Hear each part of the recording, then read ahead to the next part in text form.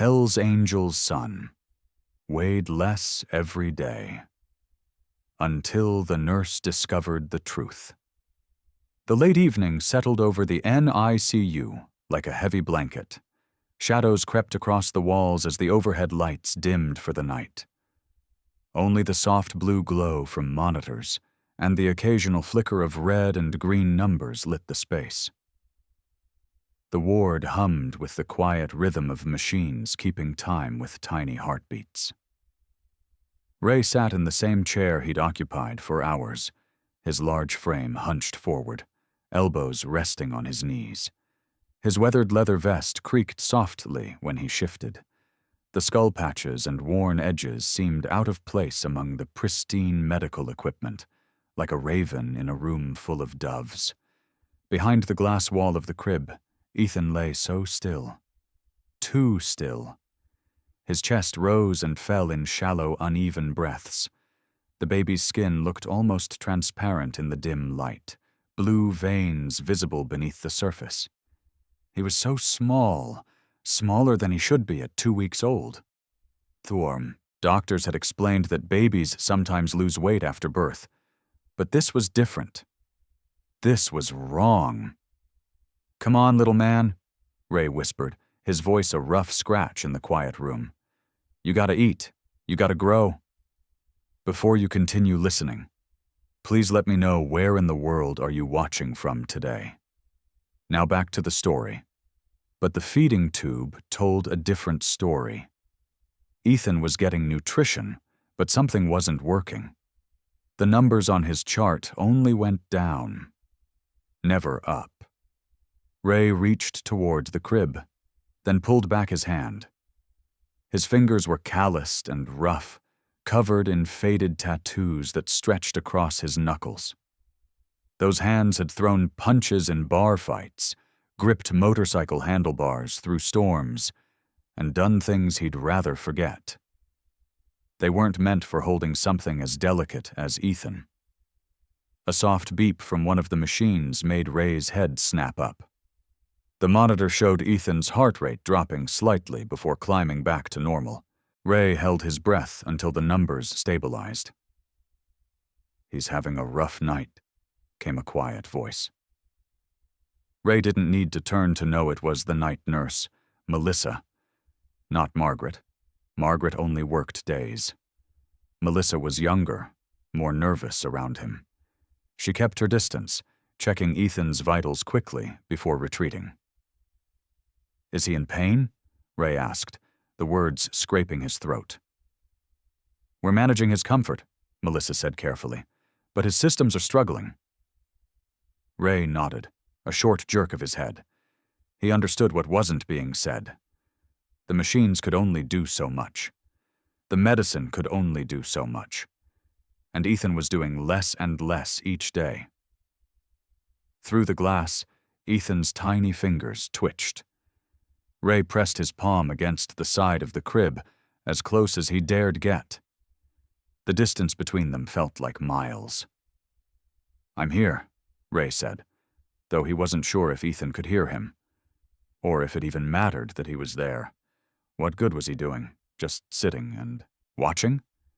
He couldn't fix this. He couldn't fight this. For the first time in his life, being strong meant nothing. Outside the ICU windows, the parking lot lights blinked on as darkness fell completely. Ray's motorcycle stood alone in the corner space, gathering dew in the night air. He hadn't ridden it in days, hadn't called his brothers in the club.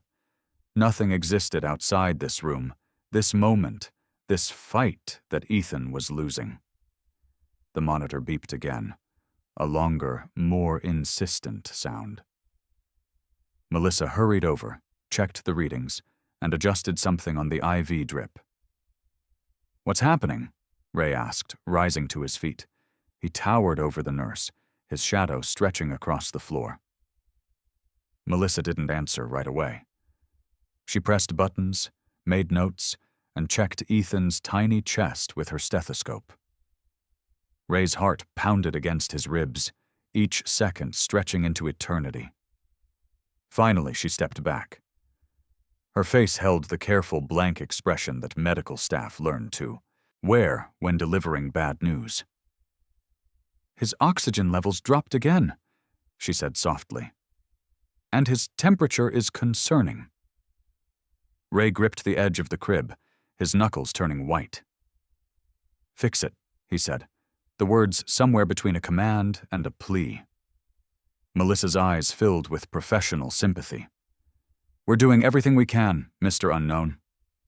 She checked the monitors once more, then moved closer to Ray. Her voice dropped to barely a whisper. "I don't want to give you false hope. The doctor will explain more in the morning, but you should prepare yourself. He may not survive the night."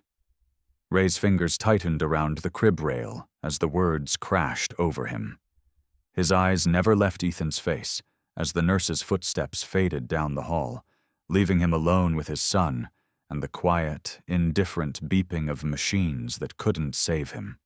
The morning light pushed through the NICU windows, turning the room from shadows to stark reality.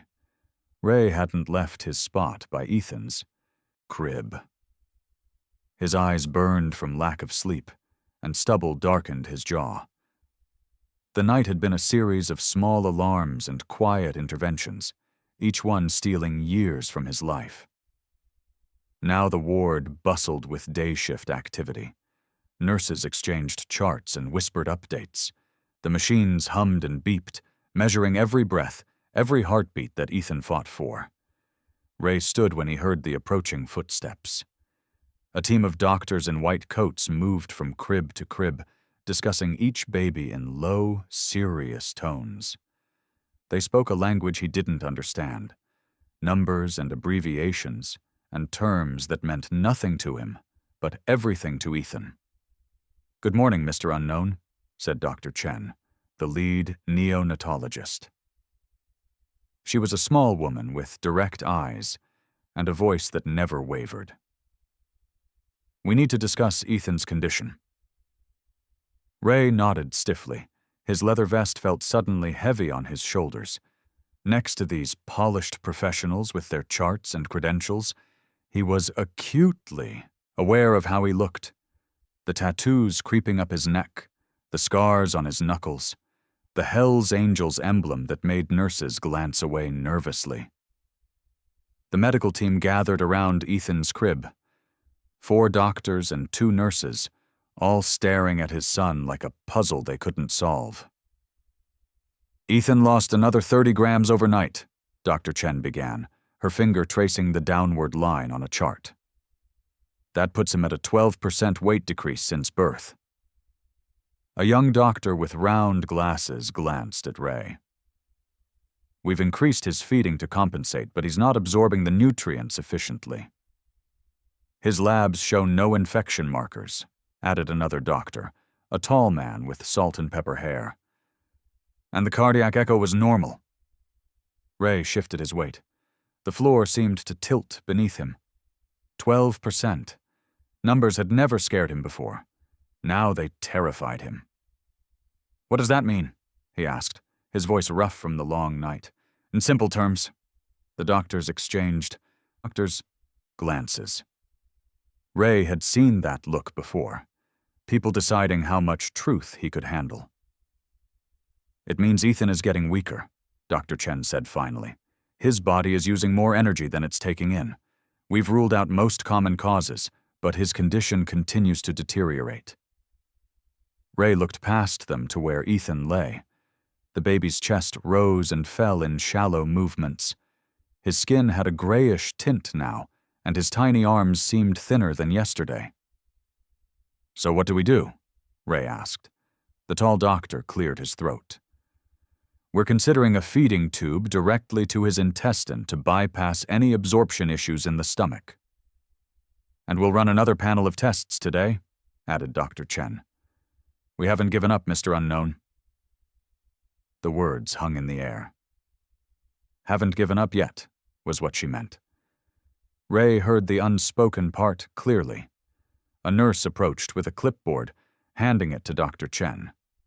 She frowned as she reviewed the new readings. His oxygen saturation dropped again during the, night, she murmured to her colleagues. And his heart rate is becoming more erratic. Ray stood among them, surrounded yet completely alone. These people with their education and expertise were trying to save his son. But they were also strangers.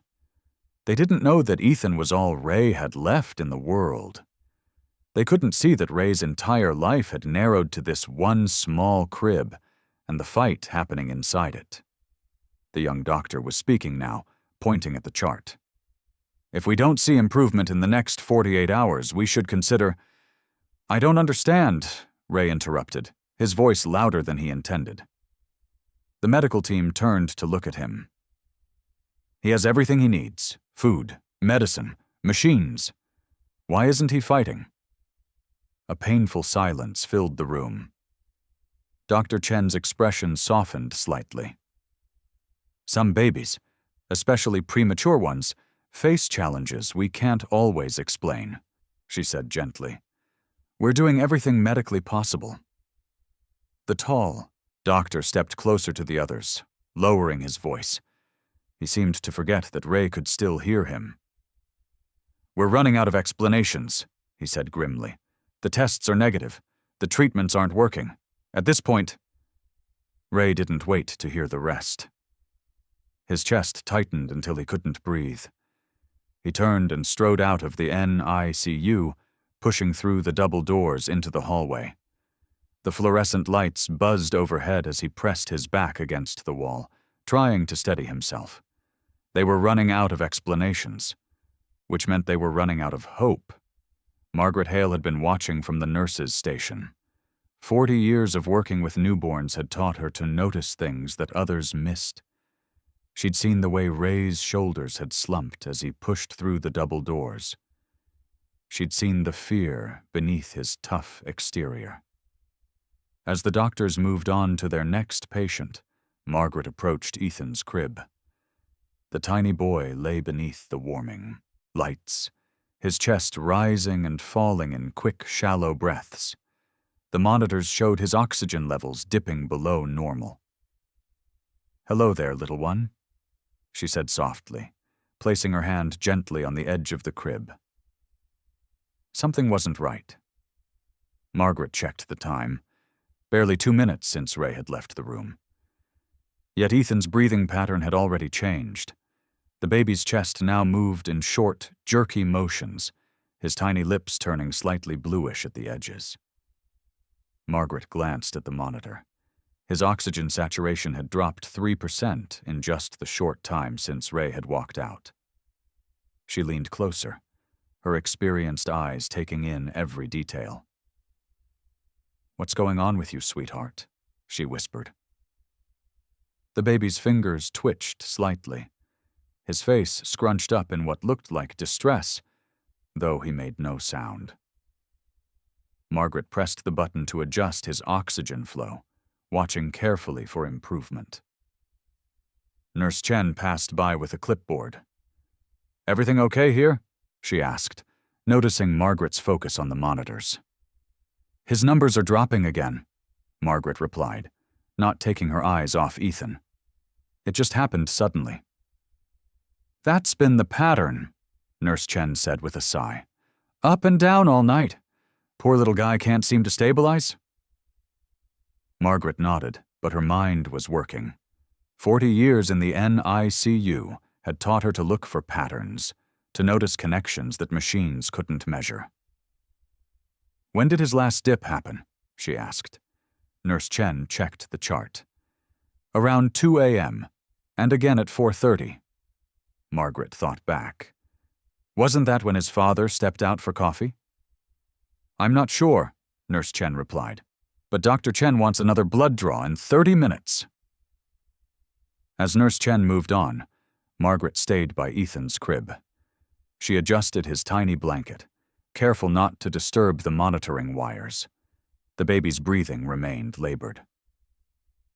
"You know," she said softly to Ethan, "I was here when you arrived. You were a fighter from the first moment." Margaret had been working the night Ethan was born. She remembered the panic in Ray's eyes when they'd rushed the baby to the NICU. How the big, scary-looking man had seemed to shrink as doctors surrounded his son. The monitor beeped as Ethan's heart rate increased. His oxygen level dropped another point. Margaret frowned. Something was happening here that the doctors weren't seeing. Something beyond medical explanations. She gently placed her palm against Ethan's tiny chest, feeling the rapid flutter of his heart. "Easy now," she soothed. "Your daddy will be back soon." At the word, "daddy," Ethan's eyelids flickered. It was barely noticeable, probably nothing. But Margaret had spent decades watching the subtle signals babies gave. This wasn't just random movement. The double doors to the NICU swung open.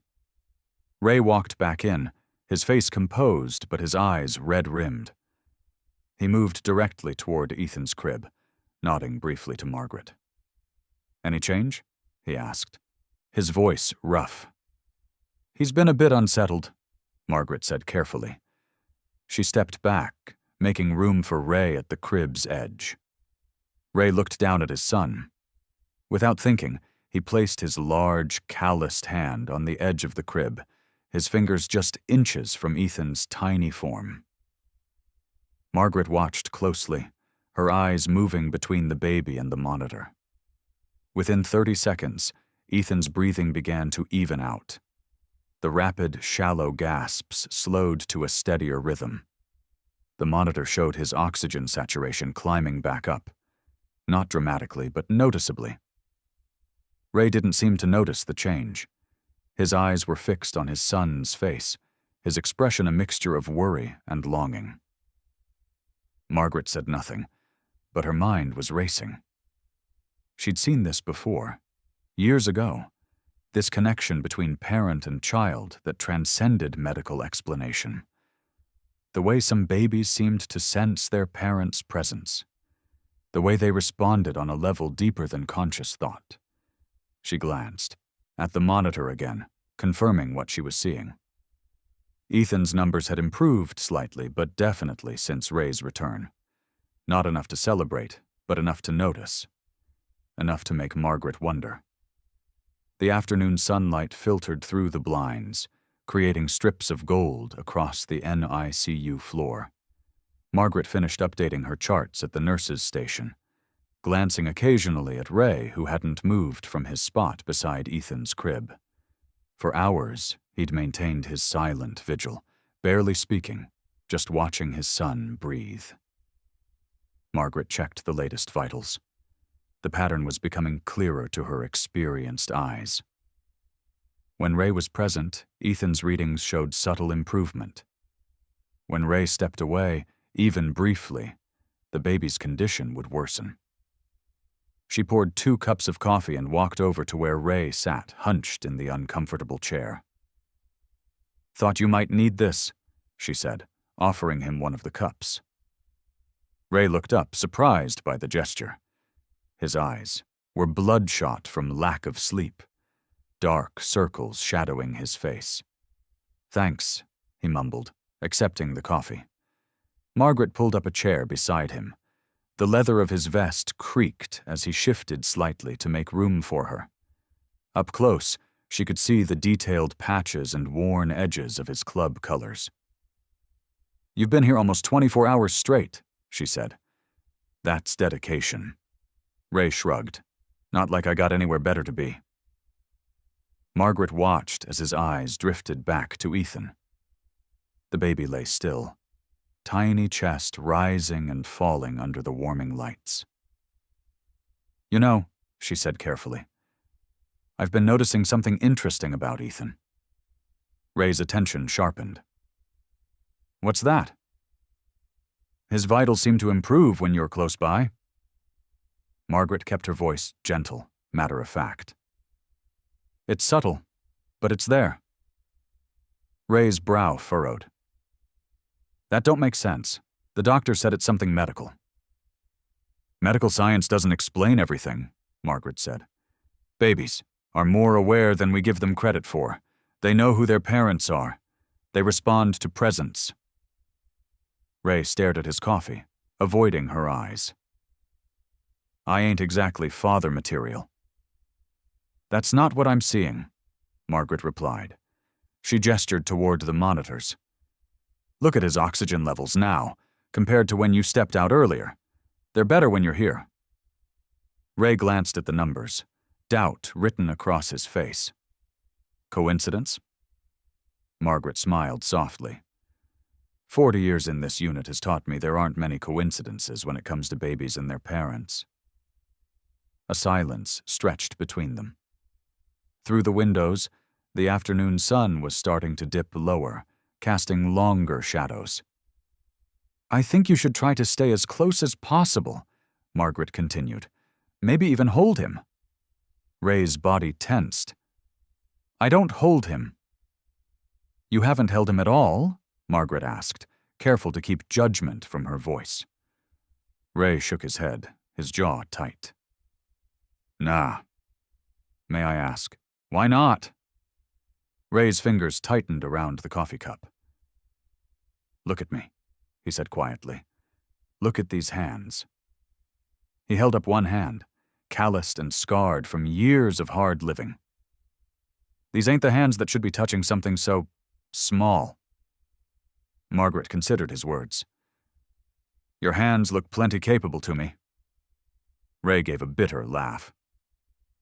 Lady, you don't know the things these hands have done.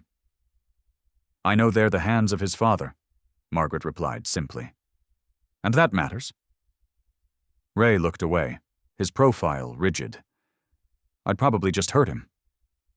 The nurses can show you how to hold him safely, Margaret encouraged. It's not difficult. It's not about knowing how, Ray said. His voice had dropped to barely above a whisper. It's about deserving to. Margaret let the silence stretch for a moment before speaking again. I've been watching Ethan respond to you all day. He knows you're his father.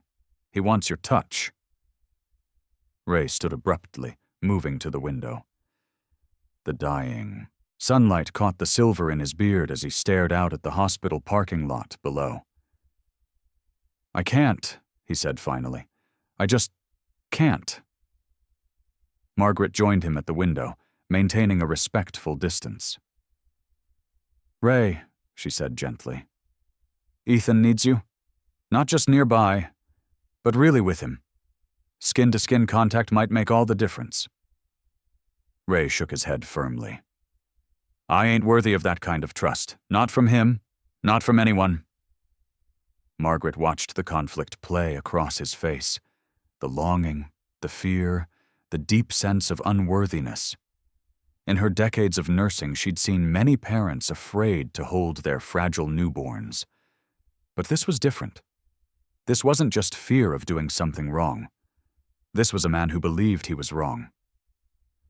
I'll stay nearby, Ray finally said. That's all I can promise. Margaret nodded, concerned by his refusal but understanding this wasn't something to be pushed. Not yet. That's a start, she said quietly. The darkness outside pressed against the windows of the NICU, turning them into mirrors that reflected the soft yellow glow of the night lights. Most of the other parents had gone home. Only Ray remained, a dark shape in the dim room. The nurses moved around quietly, their shoes making soft, squeaking sounds on the floor. Ray leaned forward in his chair, watching Ethan's tiny chest rise and fall. The beeping monitors created a rhythm that matched his own heartbeat. Every so often, a nurse would come to check the baby's vitals, recording numbers that meant nothing to Ray, but seemed to worry them more each time. Just you and me, kid, Ray whispered, after the last nurse walked away. His voice sounded rough in the quiet room, like tires on gravel. Ethan lay still, smaller than he should be. His skin looked almost see-through under the lights. Ray rubbed his face with his hands. He couldn't remember the last time he'd slept more than a couple hours. Not that sleep had ever come easy to him. Too many ghosts waiting, in the darkness. "My old man split before I was born," Ray said softly to Ethan. "Never even stuck around to see my face." A memory surfaced. His mother crying at the kitchen table, bills spread out in front of her. Ray had been 5 or 6, standing in the doorway in his pajamas, not understanding why she was sad. "She used to tell me he was coming back someday," Ray continued. "I believed that for years. Used to sit on the front steps after school, watching for him." The only sound was the gentle hum of the machines keeping Ethan alive. He never showed. Not once. Ray's fingers gripped the armrest of his chair. "When I got older, I swore I'd find him. Make him pay for leaving us. But then I got mixed up with the club and—" He trailed off, shaking his head. Ray watched as Ethan's tiny fingers twitched. A reflex, probably. Not a response to his voice. Still, it made something twist inside his chest. "The thing is," Ray said, his voice dropping even lower, "I get it now. Why he ran. When you know you're poison, staying away seems like the right thing to do." One of the night nurses appeared, checking Ethan's IV line. She smiled gently at Ray before moving on to the next baby. When she was gone, Ray leaned closer to the crib. "Your mama was smart to leave, too," he admitted. "Kelly saw what I was becoming. Said she couldn't watch me destroy myself." He remembered the night she'd told him she was pregnant. The fear in her eyes when he'd punched a hole through the wall instead of saying anything. 2 weeks later, she was gone, leaving only a note saying she'd contact him when the baby came. And she had. One phone call from the hospital after Ethan was born. One chance he hadn't deserved. "She didn't want me around you, and she was right." Ray's voice cracked slightly. "Look what happened anyway. You're sick, and they can't figure out why." The numbers on Ethan's monitors had dipped slightly. Ray sat up straighter, wondering if he should call a nurse. "Hey, kid, hang in there, all right," he said, feeling helpless. After a moment, the numbers stabilized, but still lower than before. Ray thought about what Margaret had said, about how Ethan seemed to respond to his presence. Could it really be true? The idea seemed impossible. Ray glanced around. The night staff was busy at the far end of the room. Slowly, he pushed himself to the edge of his seat, leaning over the side of the crib. Ethan's face was peaceful despite everything. His little hands were curled into fists beside his head. Ray could see a faint blue vein pulsing at his temple. Without thinking, Ray reached out his hand. His rough fingers hovered just inches from Ethan's arm. The contrast was striking, his weathered skin against the untouched newness of his son. Ray stayed frozen like that, wanting to make contact but unable to cross that final distance. "I can't," he whispered.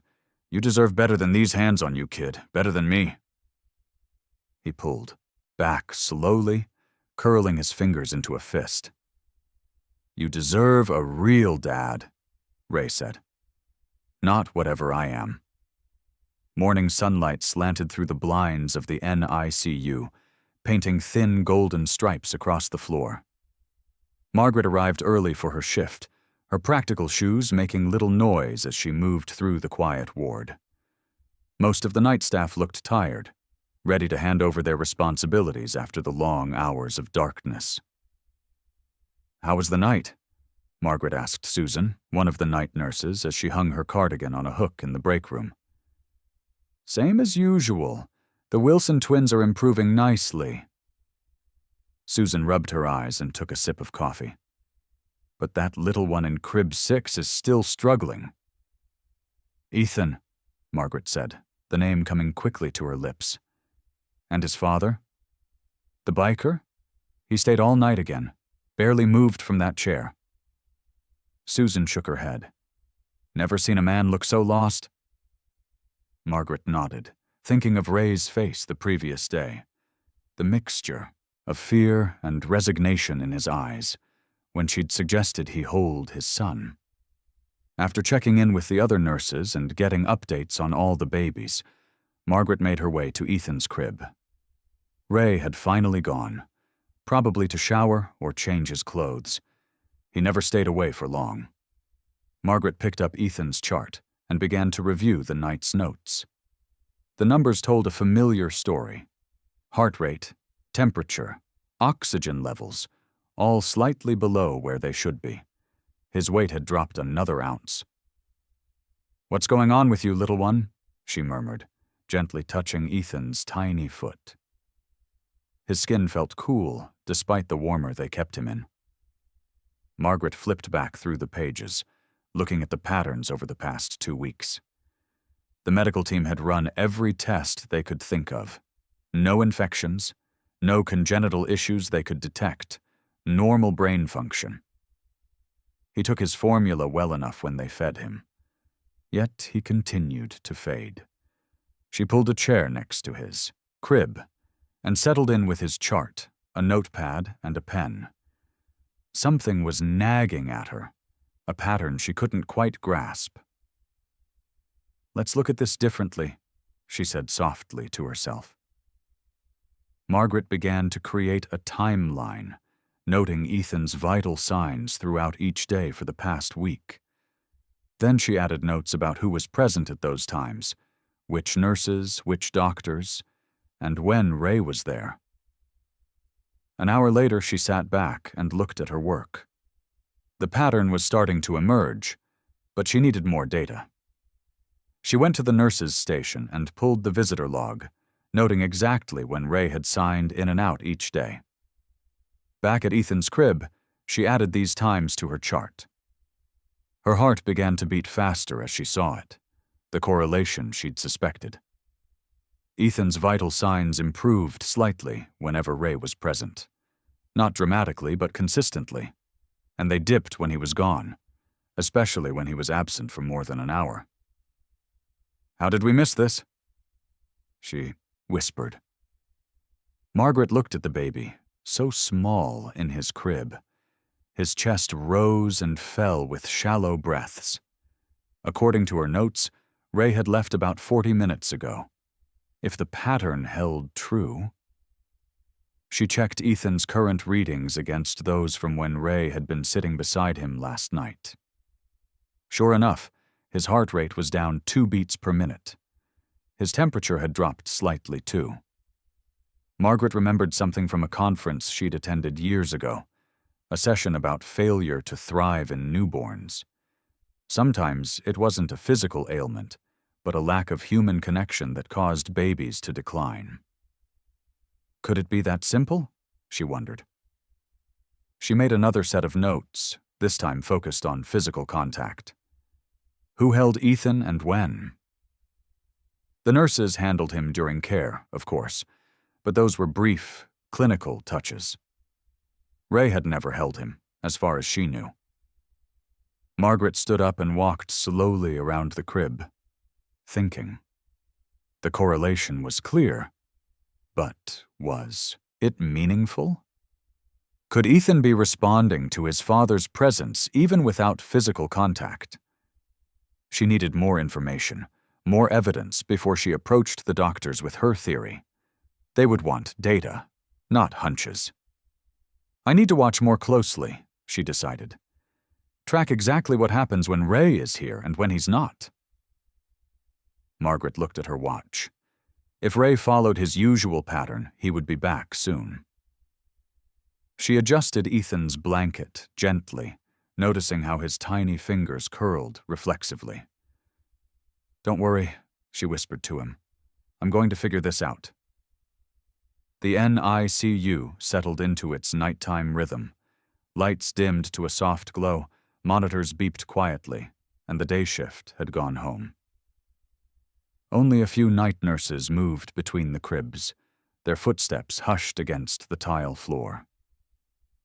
Margaret should have left hours ago, but she couldn't. Not with the puzzle of baby Ethan so close to being solved. She sat in the small nurse's office, surrounded by stacks of medical, journals, and printouts of Ethan's charts. Her dinner, a sandwich from the hospital cafeteria, sat forgotten at the edge of the desk. "There has to be more evidence," she murmured, flipping through a medical journal on infant development. Her eyes felt dry from staring at small print for so long. She rubbed them and took a sip of cold coffee, grimacing at the taste. The clock on the wall read 9:45 p.m. Margaret spread Ethan's charts across the desk again. She had tracked his vital signs against Ray's presence for 3 days now. The pattern was undeniable. When Ray sat near his son, Ethan's heart rate remained steadier. His oxygen levels improved slightly. It wasn't enough to reverse his decline, but it was something. "Touch deprivation," she said softly, running her finger down a page in one of the journals. "Failure to thrive without human contact." The article described studies from orphanages where babies received adequate nutrition but minimal holding or affection. Those infants often failed to grow properly, developed slower, and sometimes even died despite having no medical issues. Margaret found another case study about premature twins. One received regular skin-to-skin contact with the parents, while the other, deemed too fragile, was mainly kept in an incubator. The twin who received touch thrived. The other struggled until the doctors finally encouraged the same treatment. "This is it," Margaret whispered, her heart racing with certainty. She looked at her notes again. Ray had been at the hospital for most of each day, but he never touched Ethan. He just watched, his face a mask of worry and fear. The baby responded to his father's presence, but it wasn't enough. The solution seemed so simple now. Ethan needed his father's touch. Margaret gathered her evidence, the charts showing the correlation, the medical literature supporting her theory, and her own detailed observations. She organized it all into a clear presentation she could show. The doctor tomorrow. But tomorrow might be too late. Ethan had lost weight again today. Margaret stood up, decision made. She walked quickly back to the NICU, where she found Ray in his usual spot. He sat beside Ethan's crib, his large frame looking out of place in the small plastic chair. His leather vest hung over the back, but he still looked every bit the tough biker with his tattooed arms and weathered face. "You're here late," Ray said without looking up. His voice sounded rough from lack of use. "I've been doing some research," Margaret replied, pulling another chair close to his. "About Ethan." Ray's eyes flicked toward her, then back to his son. "Find anything?" "I think so." Margaret took a deep breath. "Ray, I need to show you something." She laid out the charts she'd prepared, showing the correlation between his presence and Ethan's vital signs. "See here? When you're in the room, his heart rate stabilizes. His breathing becomes more regular." She pointed to the numbers. "And here, when you leave, his vitals start to drop again." Ray stared at the papers. "What does that mean?" "It means he knows you're here. He responds to you. But the doctors say there's something wrong with him. That's why he's not gaining weight." Margaret shook her head. "I think what's wrong is much simpler than that." She handed him one of the journal articles.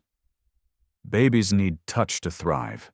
They need to be held, to feel safe and connected. Without it, some of them just fade away." Ray's face paled. "Are you saying he's dying because I won't hold him?" "I'm saying he's not failing, Ray. He's waiting."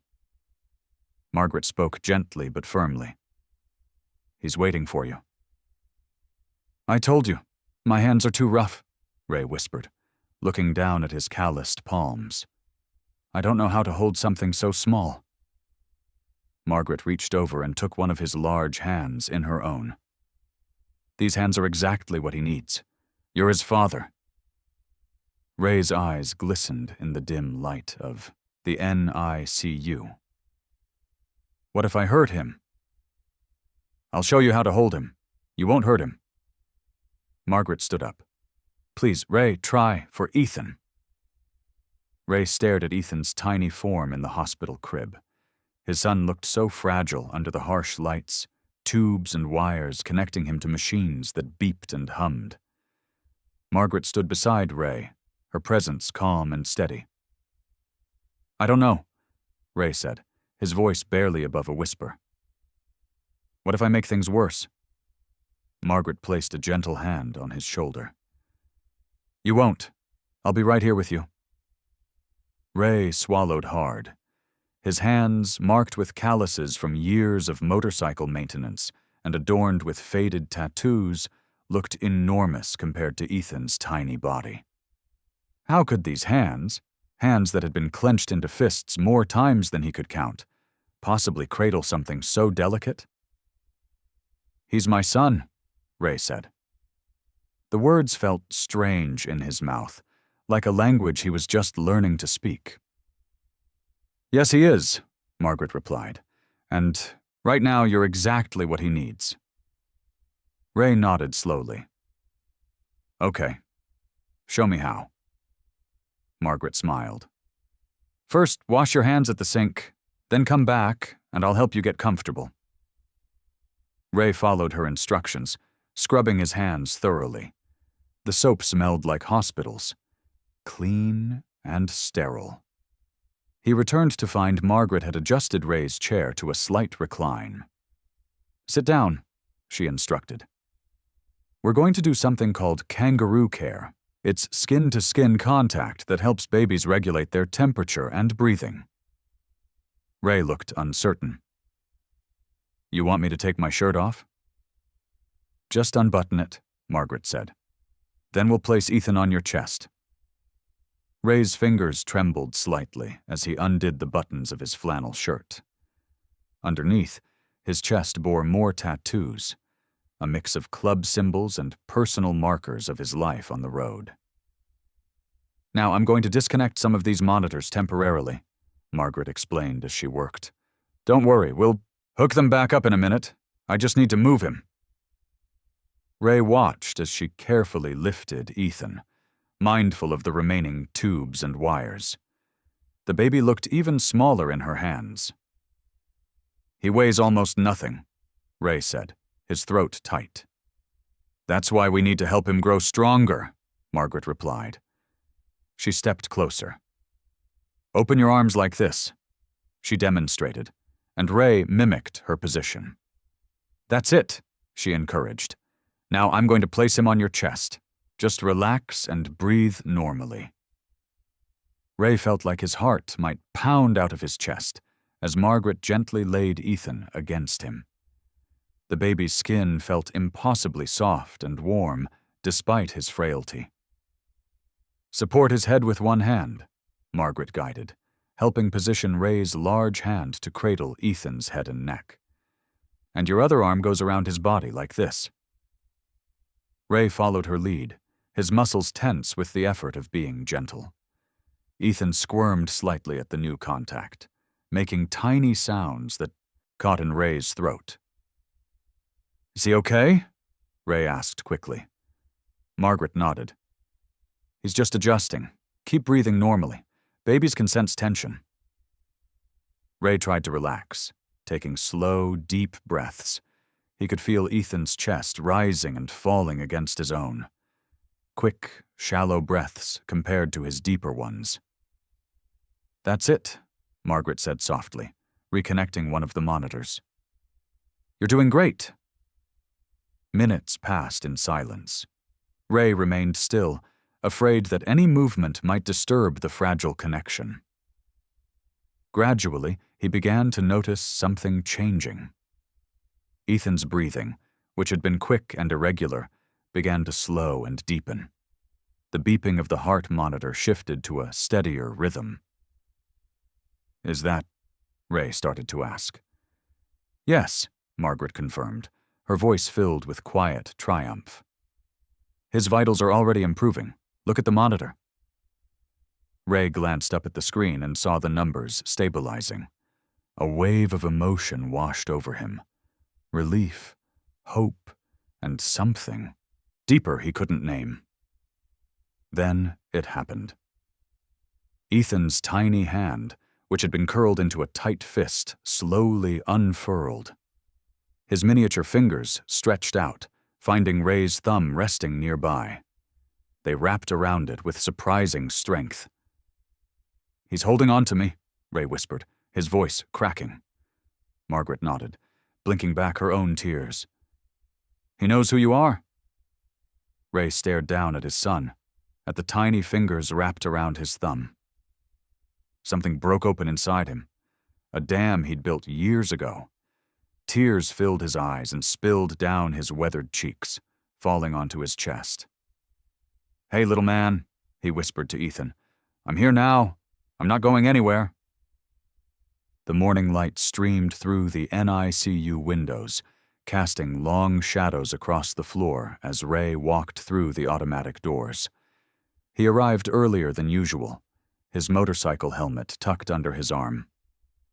The night shift nurses looked up, surprise evident on their tired faces.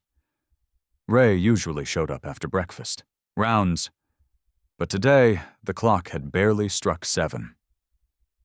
"Morning," Ray said, his voice gruff but softer than usual. He nodded at the nurses as he passed the main desk. "You're early today, Mr. Unknown," one of the younger nurses commented.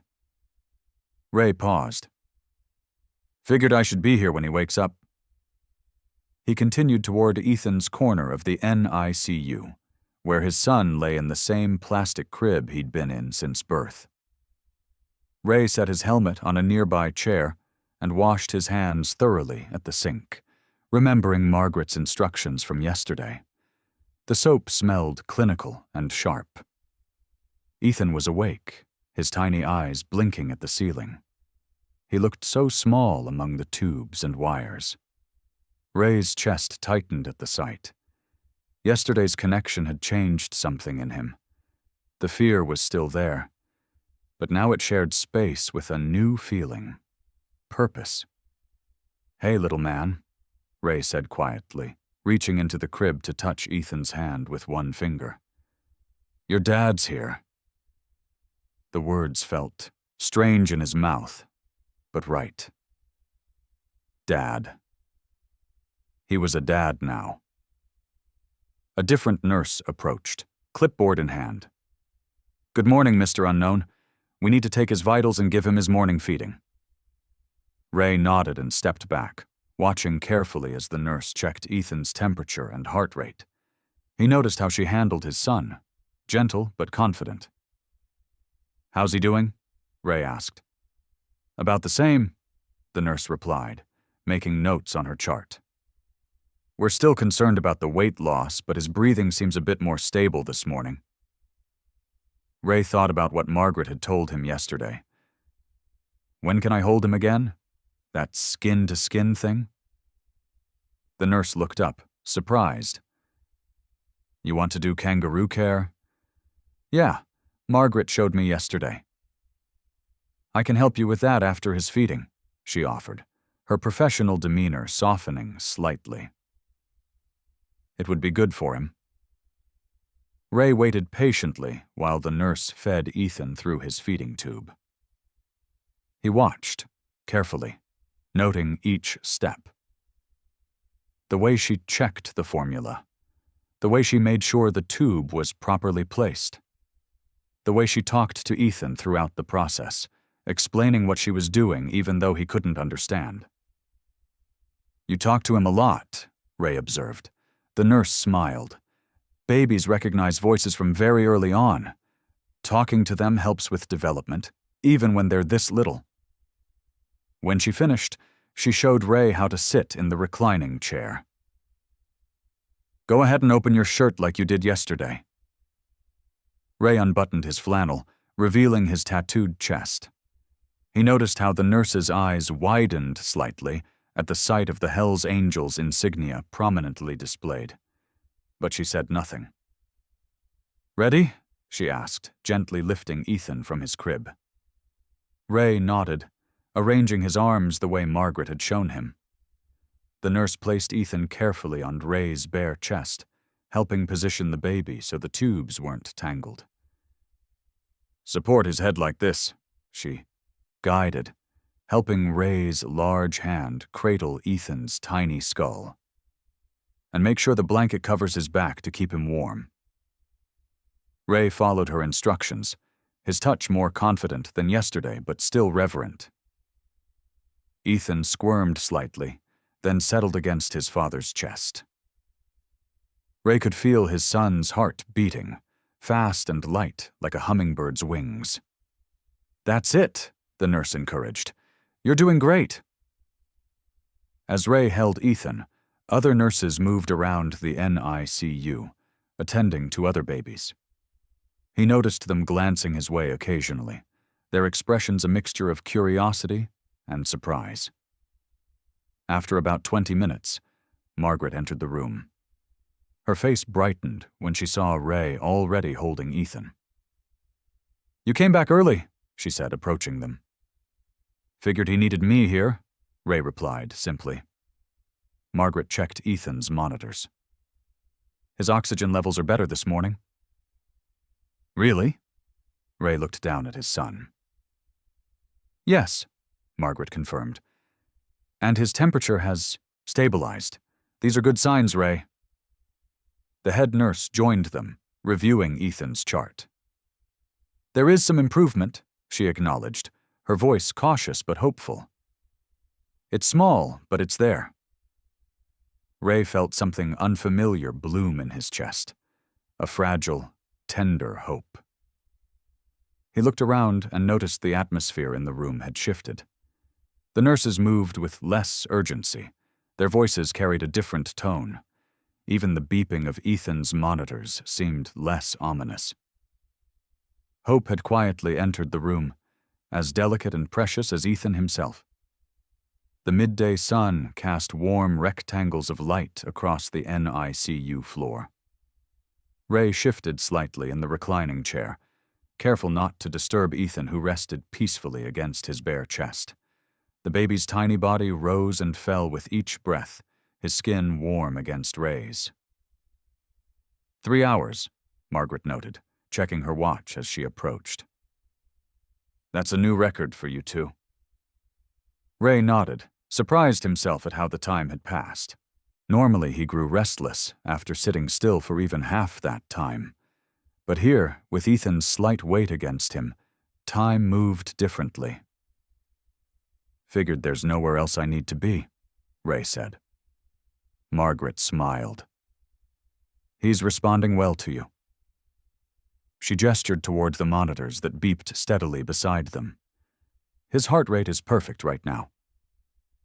Ray glanced at the screens, trying to make sense of the numbers and lines. He couldn't understand all the medical details, but he recognized stability when he saw it. Ethan wasn't getting worse. For now, that was enough. A nurse approached with a small bottle of formula. "It's time for his feeding. Would you like to try?" Ray looked uncertain. "I don't know how." "I can show you," she offered, her initial caution around the intimidating biker dad softening after seeing him these past hours. "All right," Ray agreed after a moment's hesitation. Margaret helped position Ethan in the crook of Ray's arm, while the nurse prepared the bottle. Ray's large hand cupped his son's tiny head, fingers that had thrown countless punches now cradling new life with unexpected gentleness. "Just touch the nipple to his lips," the nurse instructed, handing Ray the bottle. "He might not take much, but even a little is good." Ray's hand trembled slightly as he brought the bottle to Ethan's mouth. The baby's lips parted instinctively, and he began to suck weakly. "That's it," the nurse encouraged. "You're doing great." Ray watched in wonder as Ethan drank. It wasn't much, but the baby seemed stronger today, more present somehow. "Talk to him," Margaret suggested quietly. "Babies love hearing their parents' voices." Ray cleared his throat awkwardly. "Hey there, buddy," he began, his voice low and rough. "You're doing good today. Real good." The words felt strange at first, but Ray continued. He told Ethan about the weather outside, about the motorcycle he'd ridden to the hospital, about nothing important at all. Just words, just connection. A doctor Ray hadn't met before entered the room, reviewing Ethan's chart. He looked surprised to see the tattooed, bearded man feeding the tiny baby. "Mr. Unknown," the doctor greeted him. "I'm Dr. Chen. I've been consulting on Ethan's case." Ray nodded in acknowledgement, continuing to hold the bottle steady. "His stats look better today," Dr. Chen observed. "Still not gaining weight yet, but his vitals are stabilizing. Whatever you're doing, keep it up." "Just holding him," Ray said simply. "Sometimes that's the most important medicine," Dr. Chen replied. "The human connection." After the feeding, Ray gently patted Ethan's back the way the nurse had shown him, feeling ridiculously large and clumsy compared to his son's tiny frame. But Ethan didn't seem to mind. His eyes, though unfocused, seemed to look in Ray's direction more often. "I think he knows you now," Margaret commented, watching them together. Ray didn't respond, but something tightened in his throat. The thought that his son recognized him, wanted him, needed him. It was overwhelming. The afternoon stretched on. Other parents came and went. Nurses changed shifts. But Ray remained, holding Ethan against his chest, speaking occasionally in his deep, rumbling voice that seemed to vibrate through both their bodies. Ethan's monitors continued to show stable readings. Hour after hour, the lines remained steady, the numbers consistent. No alarms sounded. No nurses rushed over with worried expressions. Just quiet, precious stability. As the day began fading toward evening, Margaret stopped by one last time before her shift ended. "You should eat something," she suggested to Ray. "Take a break. We can put him back in his crib for a while." Ray hesitated, looking down at Ethan, who had fallen asleep against him. "He's doing okay like this?" "Yes, he is," Margaret agreed, with a gentle smile. "The steadiest he's been since he was born." Ray looked at his son's peaceful face, at the monitors showing stable vitals, at the quiet NICU around them. For the first time since Ethan had been born, the atmosphere wasn't heavy with dread. The air felt lighter somehow, charged with possibility instead of fear. Ray allowed himself a small smile, just the slightest upturn at the corners of his mouth. It was unfamiliar, this feeling of something going right. But as Ethan's tiny hand curled reflexively around his finger, Ray held on to it, this fragile hope that had entered their lives. The fluorescent lights of the hospital cafeteria hummed overhead, casting a harsh glow across the nearly empty room. Ray sat alone at a corner table, his large frame hunched over an untouched sandwich and cooling coffee.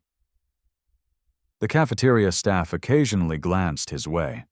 A tattooed biker sitting motionless was an unusual sight among the tired nurses and worried family members.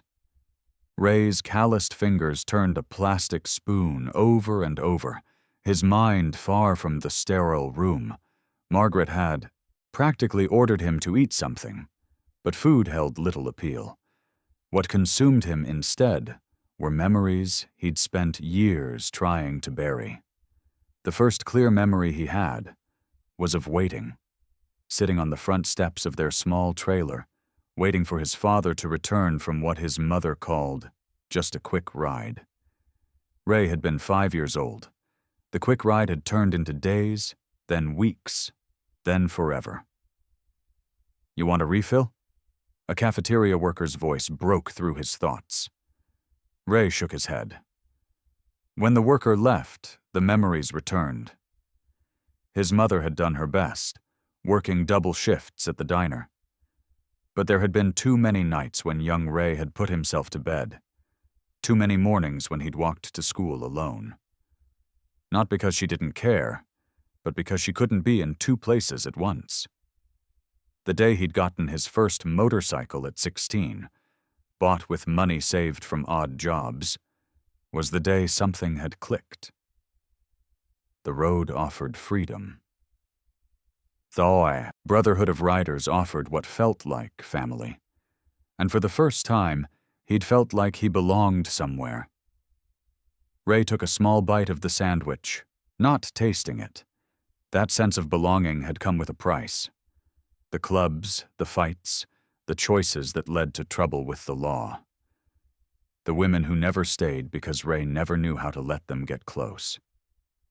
He thought about Ethan's mother, gone now, vanished from the hospital 2 days after giving birth, leaving nothing but signed custody papers. Ray couldn't blame her. Their relationship had been brief, and when she'd told him about the pregnancy, he'd been shocked but determined to do better than his own father had done. Yet here he was, his son fighting for his life, and Ray had been afraid to even touch him. "You're just like your old man," he muttered to himself, the words bitter on his tongue. It was what he'd feared most since learning he would be a father, that despite his intentions, he would fail his child just as his father had failed him. An elderly man at a nearby table looked up briefly at Ray's muttered words, then returned to his magazine. The clock on the wall ticked past 8 p.m. Ray had been away from Ethan for nearly an hour. He thought about what Margaret had told him, how Ethan improved when he was close, how his tiny body seemed to recognize and respond to his father's presence. It seemed impossible that someone so small and new could want him, could need him specifically. Ray stood abruptly, leaving his half-eaten meal on the table. The hallway back to the NICU stretched long before him, his heavy boots making little sound on the polished floor. He paused outside the NICU doors, watching through the window as nurses moved between the cribs. From here, he could just see the corner where Ethan's station was set up. A different nurse was checking his son's vitals, making notes on a chart. The weight of responsibility pressed down on Ray's shoulders. He was all Ethan had. There was no mother returning, no grandparents stepping in, no one else waiting to claim this fragile life. Just Ray, with his troubled past, his rough hands, and his complete lack of knowledge about being a father. "I don't know how to do this," he whispered to the empty hallway. But he thought of Ethan's steady breathing against his chest, the tiny fingers that had wrapped around his thumb. He thought of Margaret's words. "Your son isn't failing. He's waiting for you." Ray straightened his shoulders under his leather vest. The guilt of his past choices still clung to him. The years wasted, the people he'd disappointed, the law he'd broken. That guilt would not disappear overnight. But alongside it now grew something new: determination. A resolve that, whatever mistakes lay in his past, he would not make the same one his father had. He would not leave. Ray pushed through the NICU doors, nodding briefly to the nurses as he made his way back to Ethan's crib. His son lay sleeping, looking impossibly small under the soft hospital blanket. Ray's heart tightened at the sight. He settled into the chair beside the crib, reaching his hand in to gently touch Ethan's arm. "I'm back, buddy," he said softly. "Dad's right here." Morning light streamed through the narrow windows of the NICU, casting soft beams across the room. Margaret arrived for her shift exactly 15 minutes early, as she had done for over 30 years. She exchanged pleasantries with the night nurse, accepting the clipboard with Ethan's overnight charts. "Any changes?" Margaret asked, scanning the numbers. "His oxygen levels are holding steady," the night nurse said, "and he took his feeding without issues around 4 a.m. She hesitated before adding, "That father of his, the biker, He was here all night again. Margaret looked up. Ray. Never left. Refused the cot we offered. Just sat in that chair and kept his hand on the baby. Margaret nodded, unsurprised. She peered across the room to Ethan's station. Ray was still there, his large frame hunched awkwardly in the small chair. One arm extended into the crib, his weathered hand resting gently on Ethan's tiny chest. His eyes were closed, but Margaret could tell from the tension in his shoulders that he wasn't truly sleeping. I'll take it from here, she told the night nurse. Margaret approached quietly, studying the pair. Ethan's color looked better this morning. Less gray, more pink. His chest rose and fell in a steady rhythm beneath his father's protective hand. You should go home and get some real sleep, she said softly to Ray. His eyes opened immediately, alert despite the dark circles beneath them. I'm fine. You won't be much help to him if you collapse from exhaustion. Ray straightened, rolling his stiff shoulders. I've gone longer without sleep on the road. Margaret checked Ethan's monitors, pleased with the improvements. You're good for him, she said simply. But he needs you strong. Ray watched her movements closely. His breathing seems better. It is. The doctor will be by later, but I suspect she'll be pleased with his progress.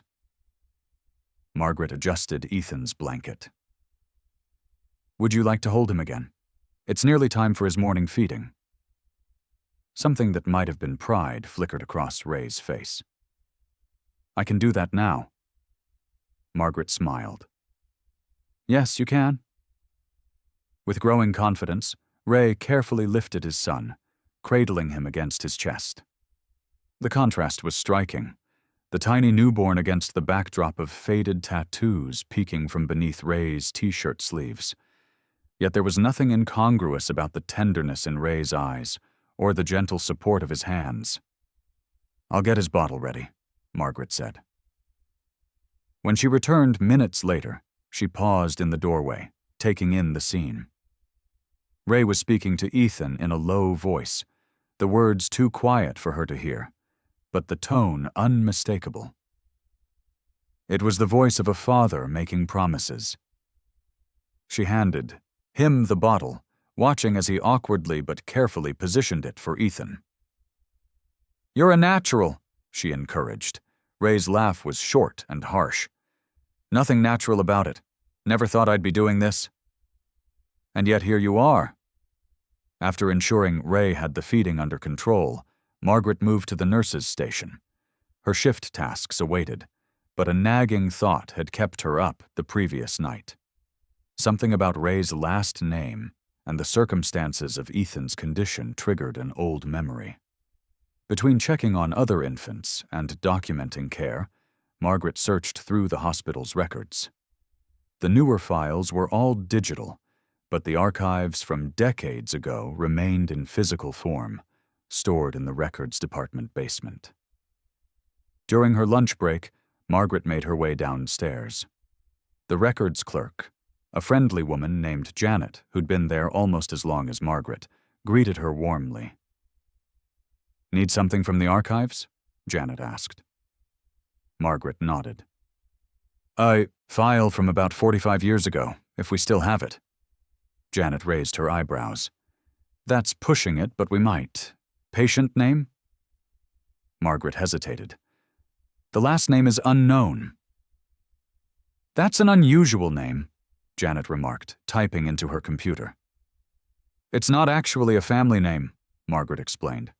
It's what we use for abandoned babies or when the mother doesn't provide a surname.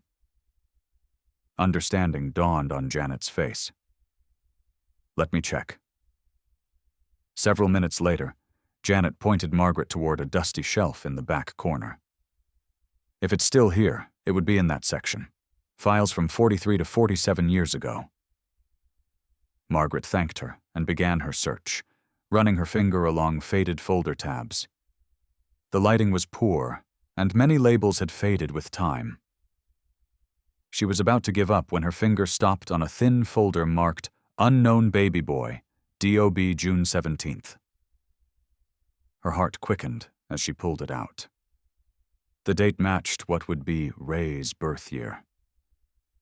She opened the folder carefully, its brittle pages crackling under her touch. Inside was a sparse medical record for a premature infant boy, born to a young mother who had provided no name for herself or the child. The baby had struggled initially, underweight and with respiratory issues. Margaret scanned the nurse's notes, recognizing her own handwriting on several pages. The details flooded back. A terrified teenage girl, a tiny baby boy with surprising strength, and Margaret, then a young nurse herself, spending extra hours holding the infant when no one else was there. At the bottom of one page, barely legible in faded ink, was a single entry. Mother left hospital. Baby placed in temporary state care. Margaret stared at the file, her hands trembling slightly. The baby she had once held, the one she had whispered encouragements to during long night shifts, had grown into the man now sitting upstairs with his own son. Night fell over the hospital, turning windows into black mirrors reflecting the soft glow of monitors and nightlights. The NICU settled into its quieter rhythm. The day shift gone, fewer footsteps in the hallway, voices hushed to whispers. Ray sat in what had become his chair, positioned beside Ethan's crib. The leather jacket he usually wore hung on the back, leaving him in just a black t-shirt. The nurses had stopped giving him suspicious looks. Now they nodded as they passed, some even offering small smiles. Margaret finished her evening rounds, checking each tiny patient before the night shift arrived. She'd stayed late, telling herself it was to complete paperwork. But the truth was simpler. She couldn't stop thinking about the file she'd found, about the connection between the frightened premature baby from decades ago and the tough man who now held his own son. She paused outside Ethan's room, not wanting to interrupt the moment unfolding inside.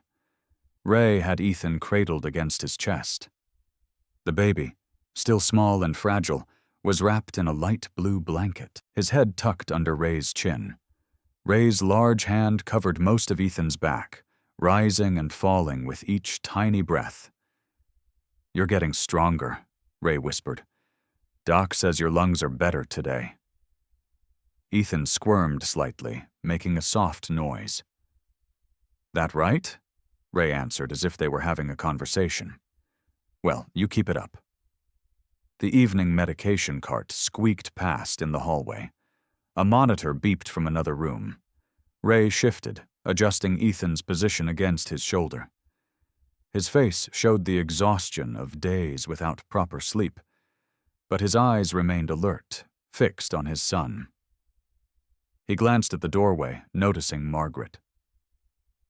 "He feels different tonight," Ray said. "Stronger, maybe." Margaret stepped into the room. "His numbers are improving. You're doing everything right." Ray shook his head. "Don't know about that. Just doing what you showed me." "Sometimes that's all it takes," she said, checking the monitors. "Just showing up, holding on." Silence settled. Between them, comfortable and thoughtful.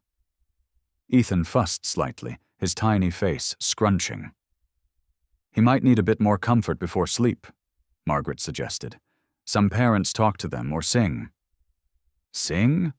Ray looked startled. "I don't sing." "Everyone can sing to a baby," Margaret smiled. "They're not critics." Ray looked down at Ethan, whose fussing was growing stronger. "Only song I know is... well, my mom used to sing it when I was little, before she got sick." Margaret busied herself with straightening Ethan's bedding, giving Ray space. "I'm sure he'd love to hear it." Ray shifted Ethan to the crook of his arm, supporting his head carefully. He cleared his throat, looking uncomfortable. Then he began to sing, his voice low and gravelly but surprisingly gentle. Rest your head, little man. Day is done. Stars are calling, moon is high, sleep has come. The simple lullaby filled the small room. Ray's voice cracked on certain notes, but he didn't stop. The melody was sweet and old-fashioned, the kind passed down through generations. Close your eyes, dream your dreams, safe and warm. I'll be here when you wake, through the storm. Margaret stood perfectly still, not wanting to break the spell. She watched as Ray's rough exterior melted away, revealing something raw and vulnerable underneath. This was the man she remembered from that file, not the hardened biker, but the baby who had needed someone to hold him. Rest your head, little man. Night is here, angels watching, keeping guard, have no fear. As the lullaby continued, something remarkable happened. Ethan, who had been fussing, grew calm. His tiny body relaxed against Ray's arm. His breathing deepened into the steady rhythm of peaceful sleep. Then, as Ray reached the final verse, Ethan's tiny hand opened and closed, seeking something to hold. Ray carefully offered his index finger. Ethan's fingers curled around it, gripping with surprising strength. Ray's voice faltered, emotion overtaking him. He swallowed hard, trying to continue the song, but the words wouldn't come. The connection between father and son was palpable, two souls recognizing each other.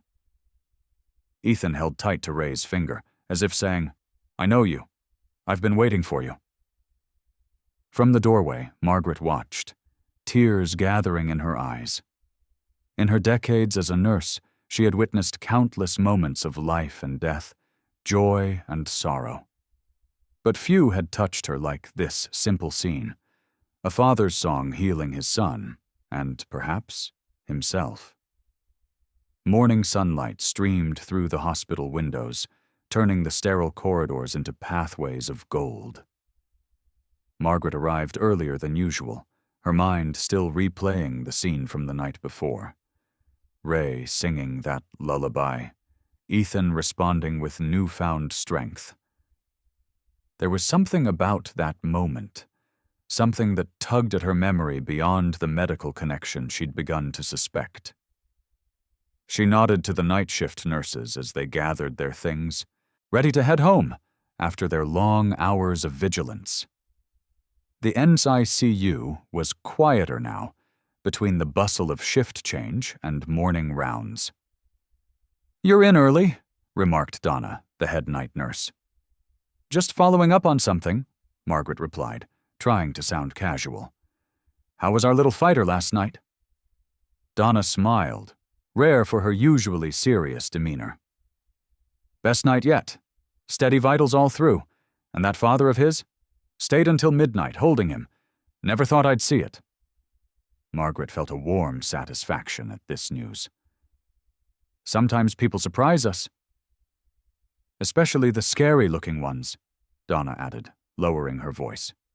"Though between us, he's not nearly as frightening as he was that first night."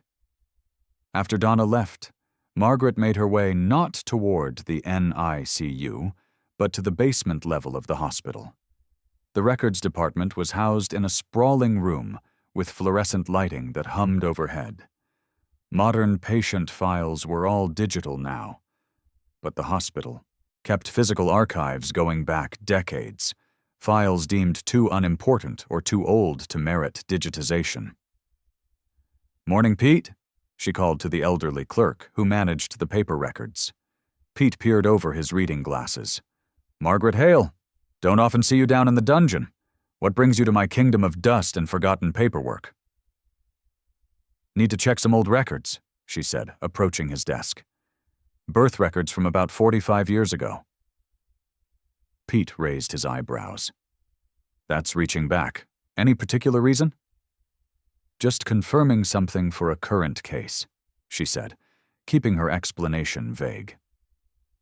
Patient confidentiality was sacred, even when discussing decades-old records. Well, you know where the birth records are stored. Section H, organized by year. Help yourself. He handed her a visitor badge. Just remember to sign everything out properly. Margaret made her way through the maze of shelving units, each filled with boxes of manila folders. The air smelled of paper and time, a dry, forgotten smell. She located the section labeled 1978, calculating backward from what she guessed to be Ray's age. The boxes were heavy, filled with hundreds of birth records from that year. Margaret pulled down the first quarter, January through March, and set it on a nearby table. She began methodically searching, scanning each folder label for Ray's last name. Halfway through February, her fingers stopped on a folder. She pulled it out, heart quickening. The label read, Unknown Male Child. Dobe, February 17th, 1978, Mother. Unknown Sarah. She opened the file with careful hands. The paper was yellowed with age, the typewritten notes faded but still legible. As she read, pieces began falling into place. Premature male infant, 32 weeks gestation. Mother. Single, age 19. Father. Not present. Margaret scanned further down. Infant experiencing failure to thrive despite appropriate nutrition, respiratory difficulties, poor weight gain. Her breath caught as she read the next line. Primary care nurse notes, infant responds positively to extended holding periods, stabilizes when receiving skin-to-skin contact. She turned the page, finding a handwritten nursing note. The handwriting was unmistakably her own, though younger, less practiced. Baby Ray, continuing to improve with increased physical contact. Have encouraged mother to hold him as much as possible between feedings. When mother unavailable due to her own recovery, I've maintained contact therapy. Strong grip reflex noted today. Good sign. Margaret sat back in her chair, the connection complete. The struggling infant she had cared for, held, and fought for all those years ago. That was Ray. The same Ray who now sat beside his own son's crib, facing the same battle from the other side. She remembered now. The young mother, barely more than a girl herself, frightened and alone. The tiny baby boy who seemed determined to slip away unless someone held him, close. The hours she'd spent rocking him, talking to him, believing in his strength when medical charts suggested otherwise. And now, 45 years later, history was repeating itself with uncanny symmetry. Only this time, Ray was the father fighting for his son, not the infant fighting for his life. Margaret gathered the file, signing it out properly. This information changed everything. And nothing. The medical approach was still correct. The connection between father and son was still the healing force. But now she understood why this case had pulled at her heart from the beginning. She had saved Ray once before. And now, perhaps, she was helping him save himself. Margaret held Ray's file close to her chest as she walked through the hospital corridors.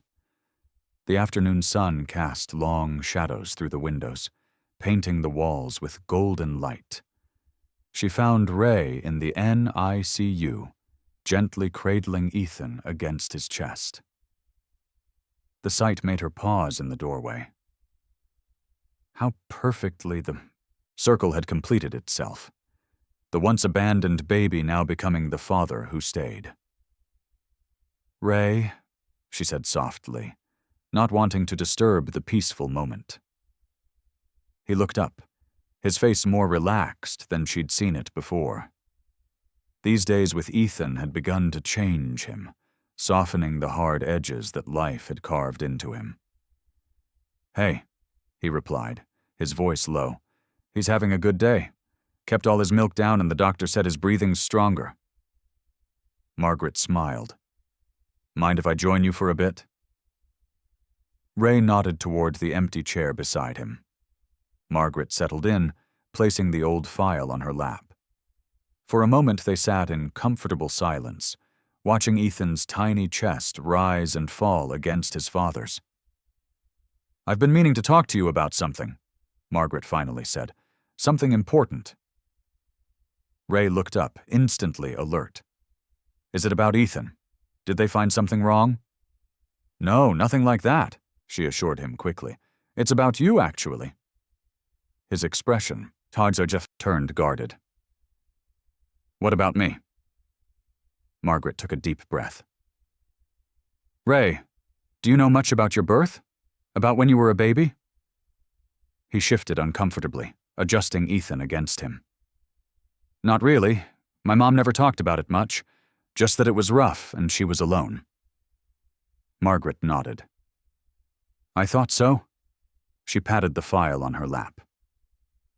"This morning, I found something I think you should know about."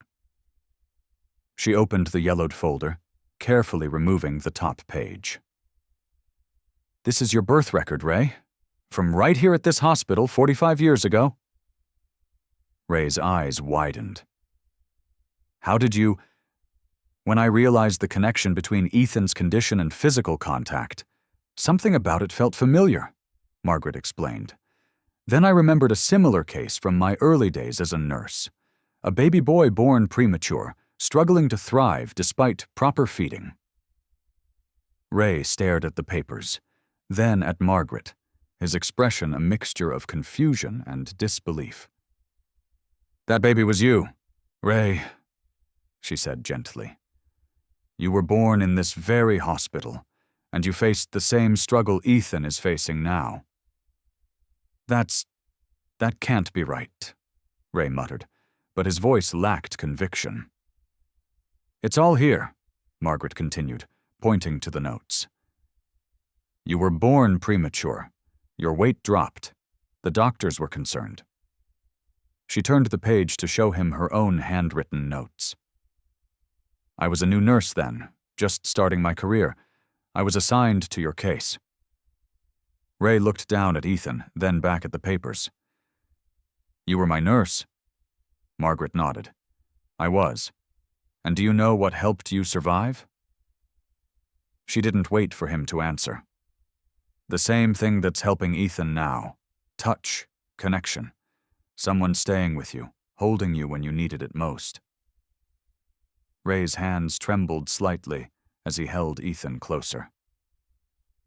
"My mom. Your mother was very young, and she had health complications after your birth," Margaret explained. "She couldn't be there all the time, so the nursing staff took turns. I took extra shifts to be with you." She pointed to another note in the file. "See this? Baby Ray responding well to extended holding periods. You grew stronger when someone was there to hold you." Ray's breathing had become uneven. He carefully adjusted Ethan in his arms, making sure not to disturb him while his own emotions threatened to overwhelm him. "You're telling me I—" His voice cracked. "I almost didn't make it? Just like him?" "You were a fighter, Ray," Margaret said warmly. "Just like your son." Ray looked down at Ethan's sleeping face, then back at Margaret. His eyes had grown red-rimmed, his jaw clenched tight against emotions he clearly wasn't accustomed to showing. "All this time," he whispered, "I thought I came from nothing. That nobody—" He couldn't finish the sentence. "You didn't come from nothing," Margaret said firmly. "You came from love. Your mother fought for you. The nurses fought for you. You were never alone, not for a minute." Ray's shoulders began to shake. He turned his face away, but Margaret could see the tears now falling freely, dropping onto his leather vest. "I don't understand," he managed to say, his voice thick. "Why are you telling me this now?" "Because you need to know that this cycle," Margaret gestured between him and Ethan, "it isn't one of pain, it's one of healing. You weren't abandoned, Ray. You were saved. And now you've been given the chance to do the same." The evening shadows stretched across the NICU floor, deepening the blue-gray light of the monitors. Ray sat in his usual chair beside Ethan's crib, the baby cradled against his chest. But tonight, something had changed. The comfort he'd begun to find in holding his son had been replaced by a heavy, suffocating fear. Margaret's words from earlier that day echoed in his head. He'd been saved once, just like Ethan needed saving now. The parallels twisted in his mind, distorting into something darker with each passing minute. "Your mother fought for you," Margaret had said. Ray stared down at Ethan's tiny face. The baby's eyes were closed, his breathing steady against Ray's heart. But all Ray could see was failure waiting to happen. "If she fought so hard, why'd she give up later?" he whispered to himself.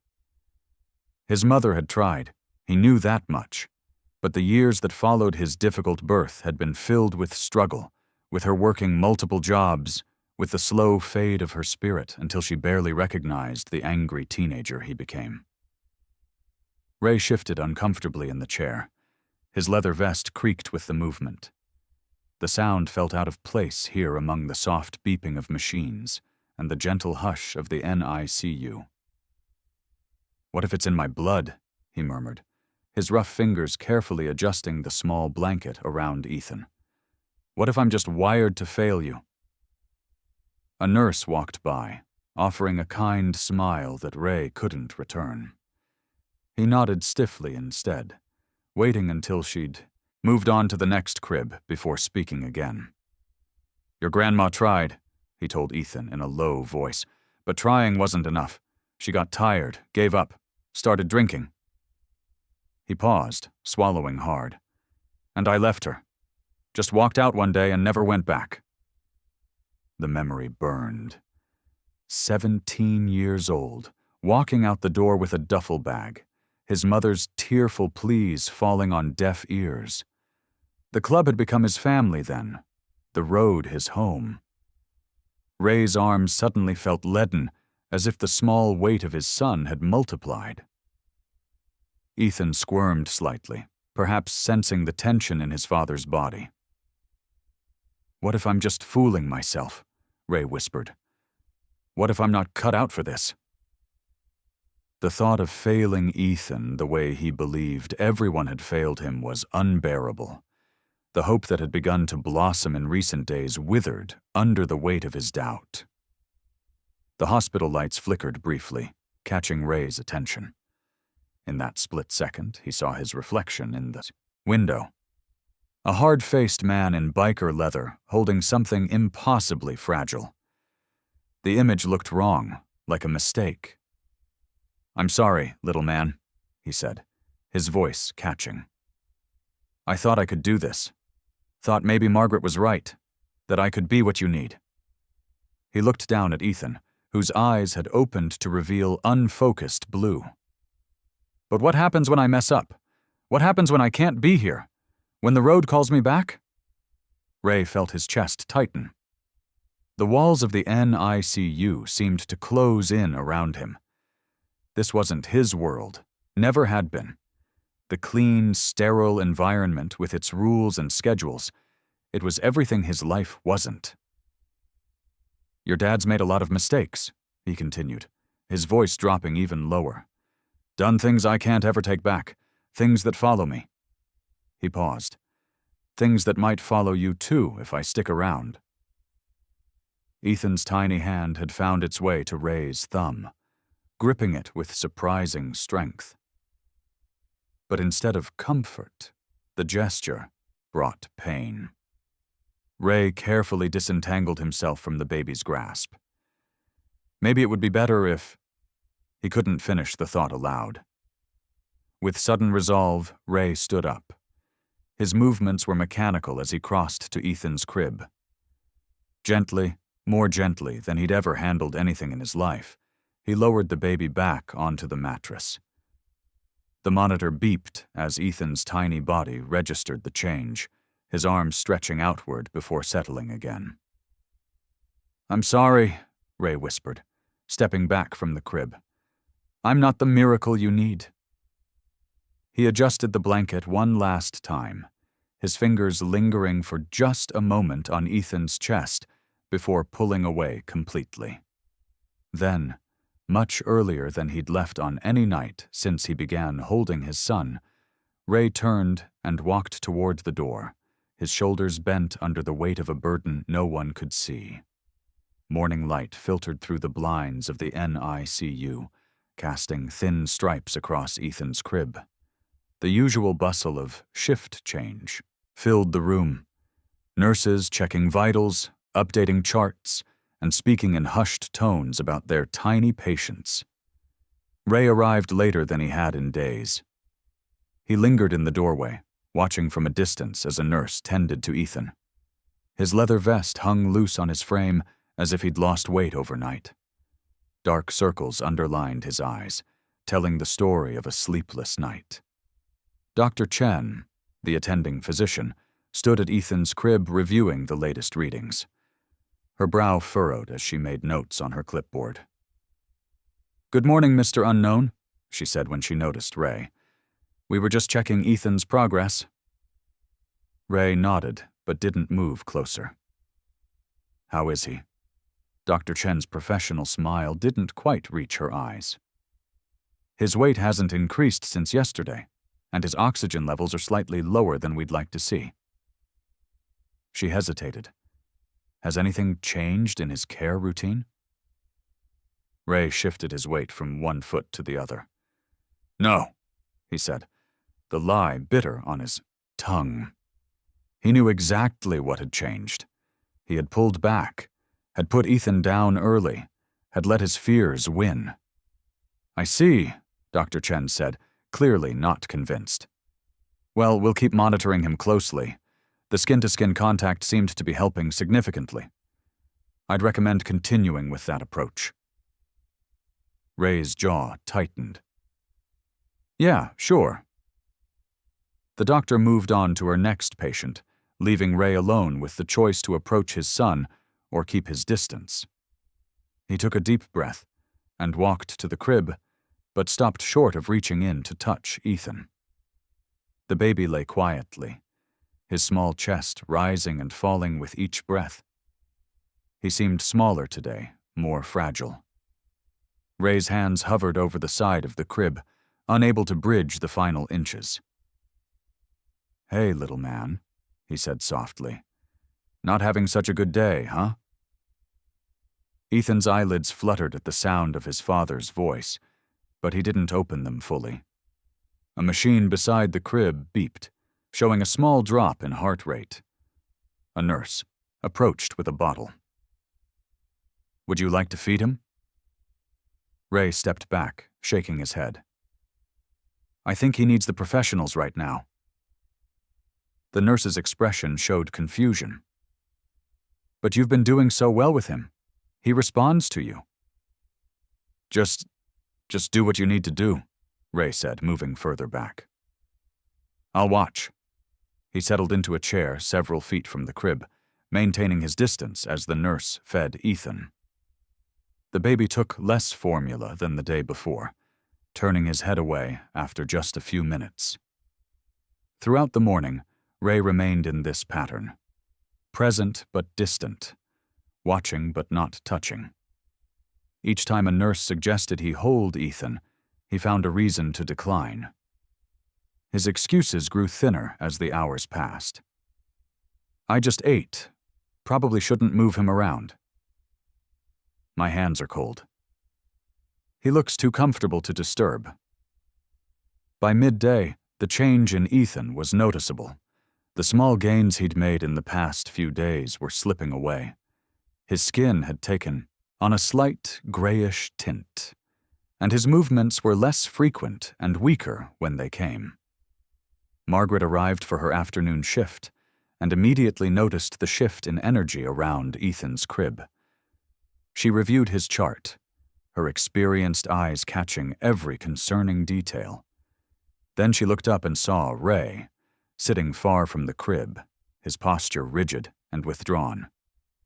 She approached him quietly. You're further away today.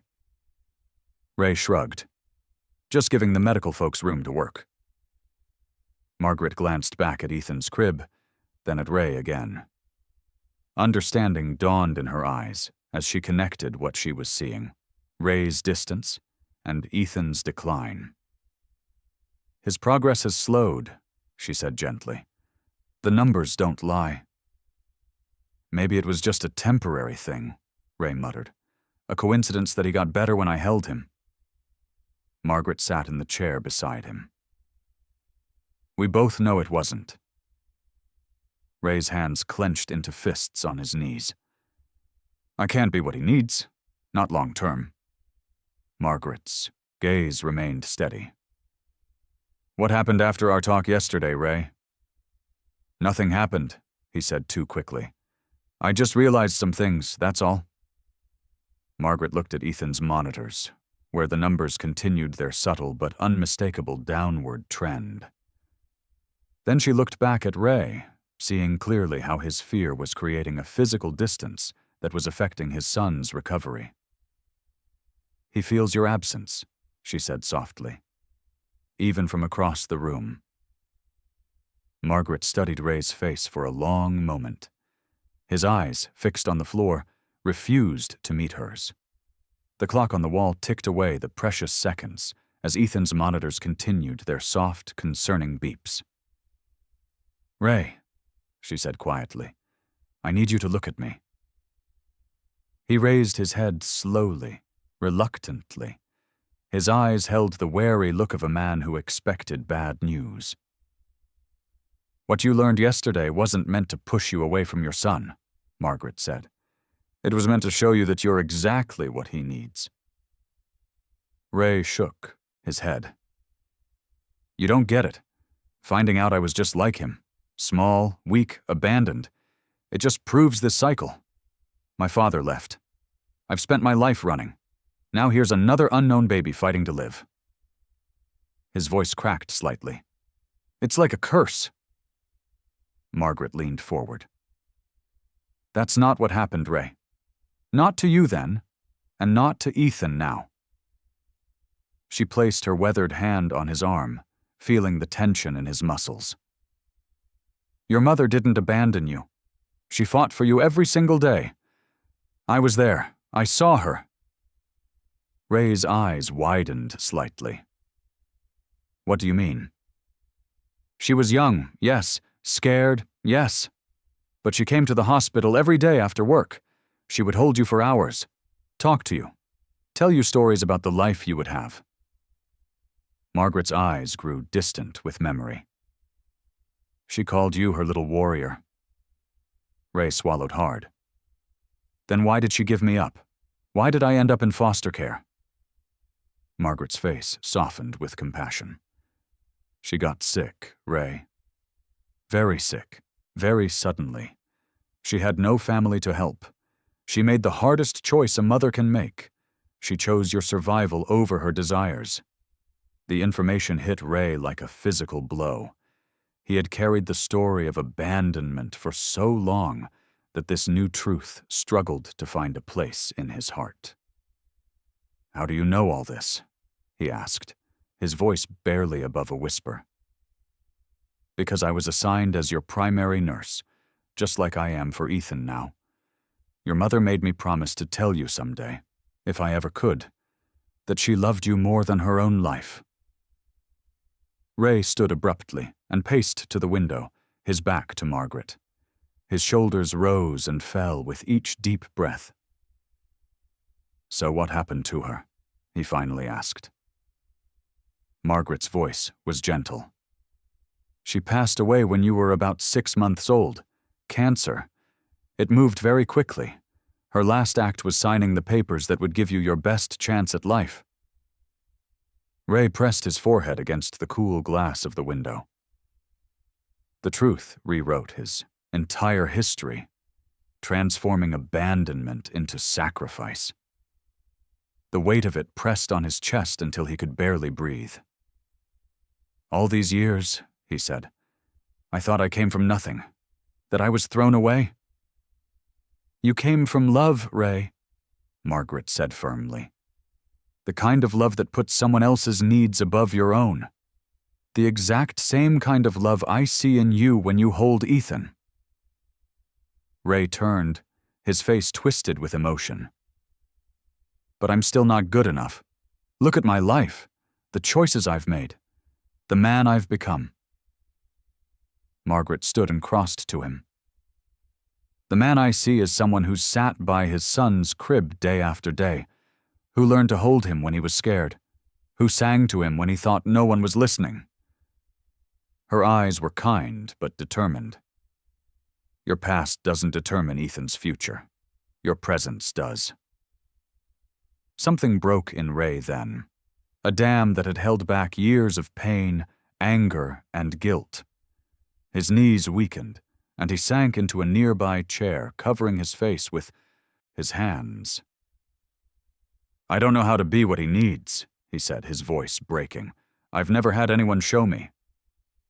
You already are what he needs, Margaret said softly. You just have to believe it. Ray's shoulders began to shake. The tears came silently at first, then in deep, wrenching sobs that seemed to rise from the very center of his being. Years of believing he was unwanted, unworthy, unloved poured out of him. Margaret stood beside him, one hand on his shoulder, offering the quiet support of someone who understood that some pain needs to be released before healing can begin. Let it go, Ray, she whispered. It's time to let it all go. And in that sterile hospital room, with machines beeping and nurses moving quietly around them, Ray finally did. Each tear carried away a piece of the burden he'd carried for 45 years, making room for something new to grow in its place. The hospital quieted as night settled in. Most visitors had gone home, and the staff moved, with hushed efficiency through the dimly lit corridors. In the NICU, the soft glow of monitors cast blue shadows across the room, making everything seem underwater, dreamlike. Ray sat alone beside Ethan's incubator. His eyes were red-rimmed and swollen from tears he hadn't expected to shed. The conversation with Margaret had left him raw, like an exposed nerve. But there was something else there, too. A strange lightness, as if some invisible weight had been lifted from his shoulders. He watched Ethan's tiny chest rise and fall. The machines tracked each breath, each heartbeat, with quiet beeps and blinking lights. So she loved me, Ray whispered to the quiet room.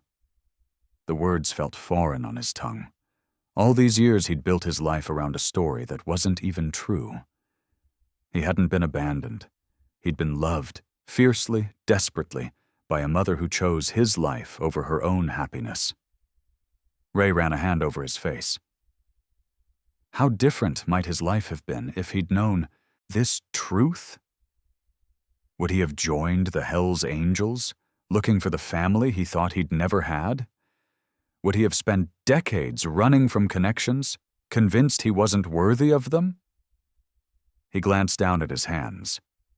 They were rough, calloused, with scars across the knuckles from too many fights.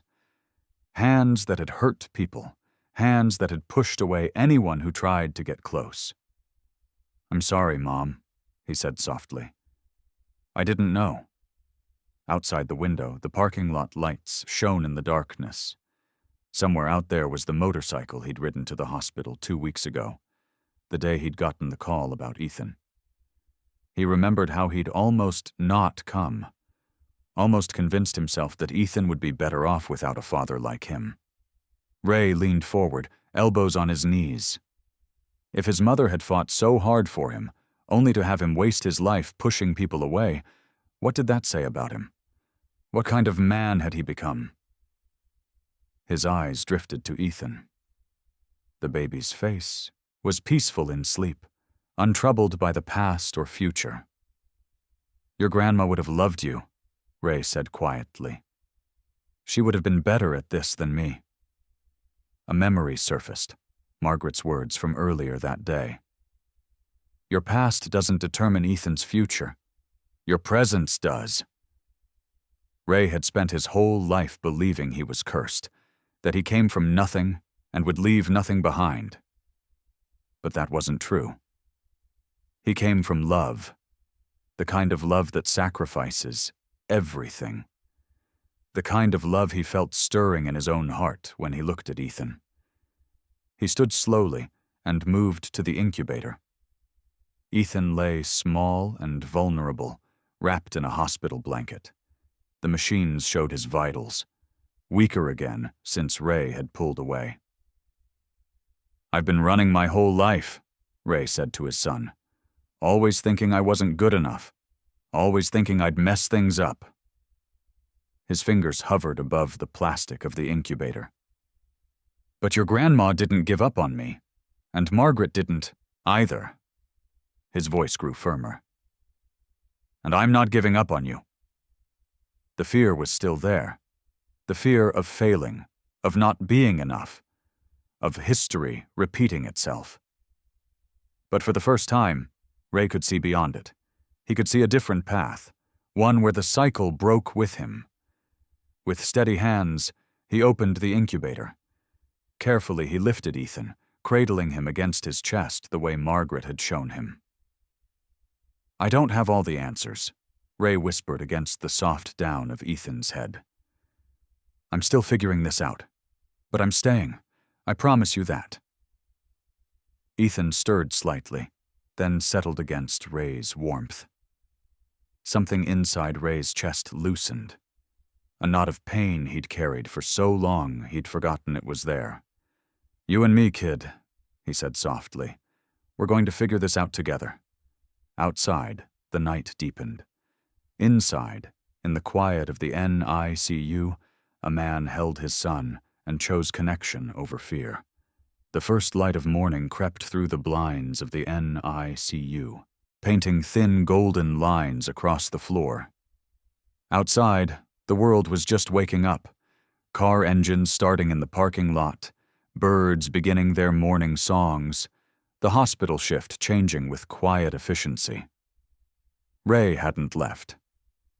He'd spent the night in the uncomfortable chair beside Ethan's crib, dozing off occasionally but mostly just watching his son breathe. The nurses had offered him a cot, but he'd refused. He didn't want to be even a few feet away. Now, as the new day broke, Ray felt different. The heaviness that had lived in his chest for decades was still there, but lighter somehow, as if he could finally carry it without being crushed. He leaned forward, arms resting on the edge of Ethan's crib. The baby lay swaddled in a soft blue blanket, his tiny face peaceful in sleep. Ray studied every detail, the delicate curve of his eyebrows, the perfect smallness of his nose, the way his lips sometimes moved as if he was having tiny dreams. "Morning, buddy," Ray said, softly.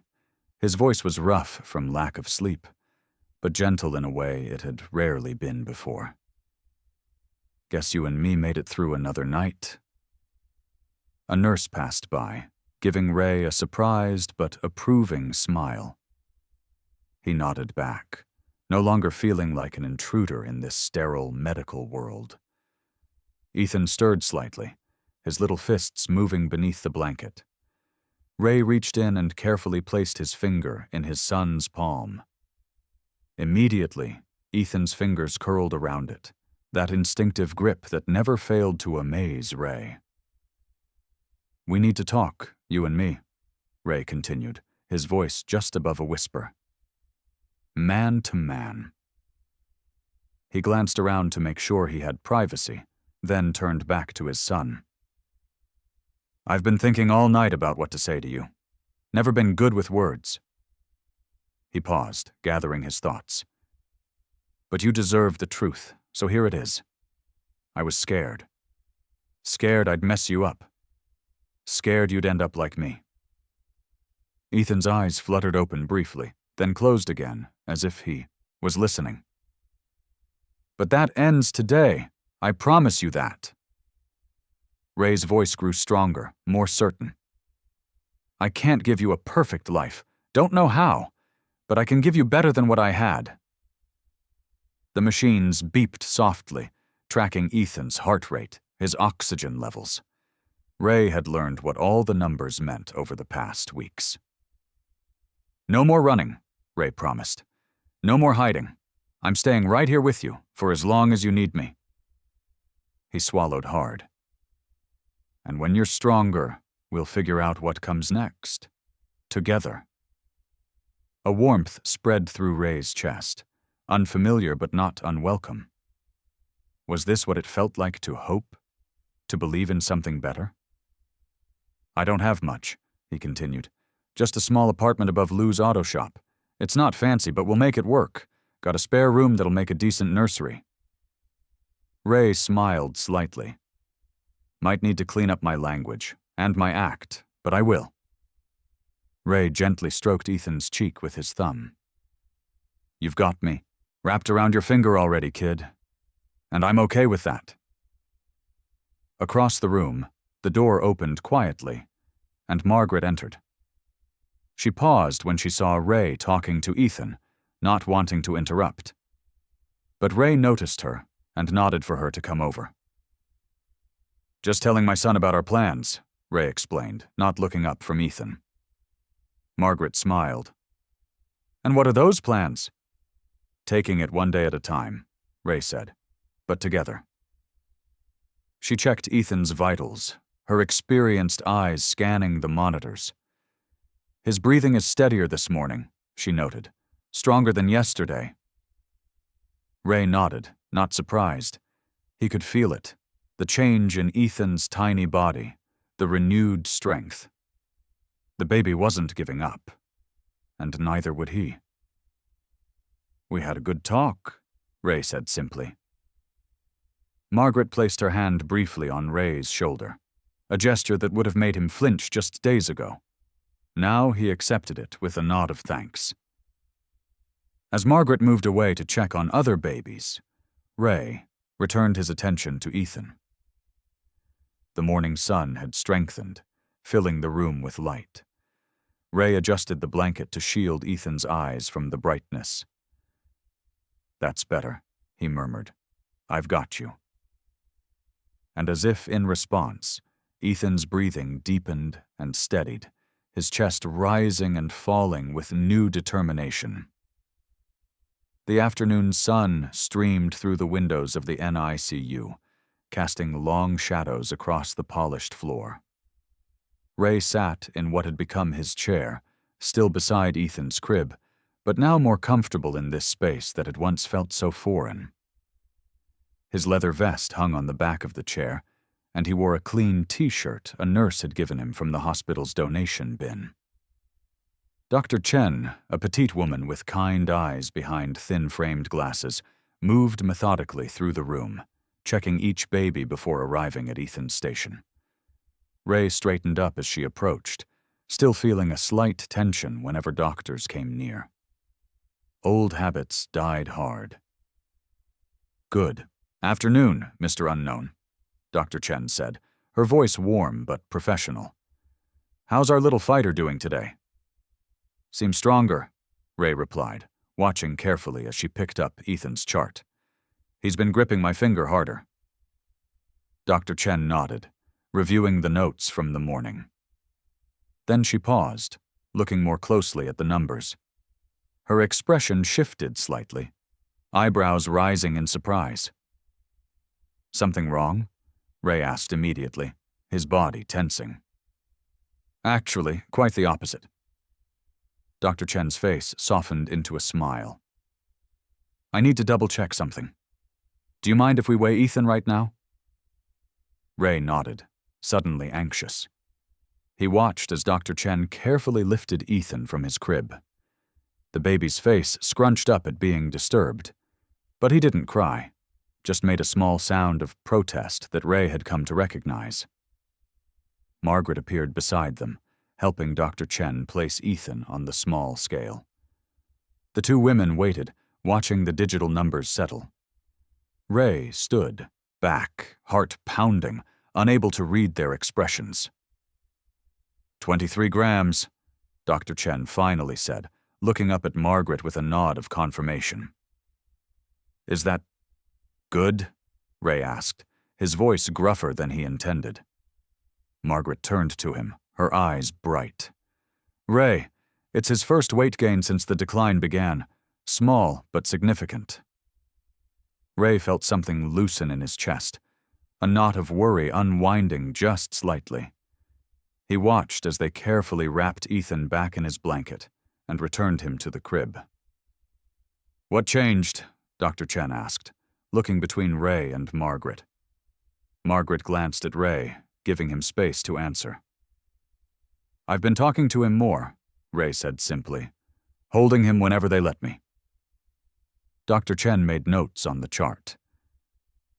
"The skin-to-skin contact has clearly made a difference. This is exactly what we were hoping to see." Ray moved closer to the crib, placing his large hand gently next to Ethan. The baby's tiny fingers stretched toward him, instinctively. 23 grams isn't much," Dr. Chen continued, "but it's a start. If this trend continues—" She stopped herself, clearly not wanting to promise too much.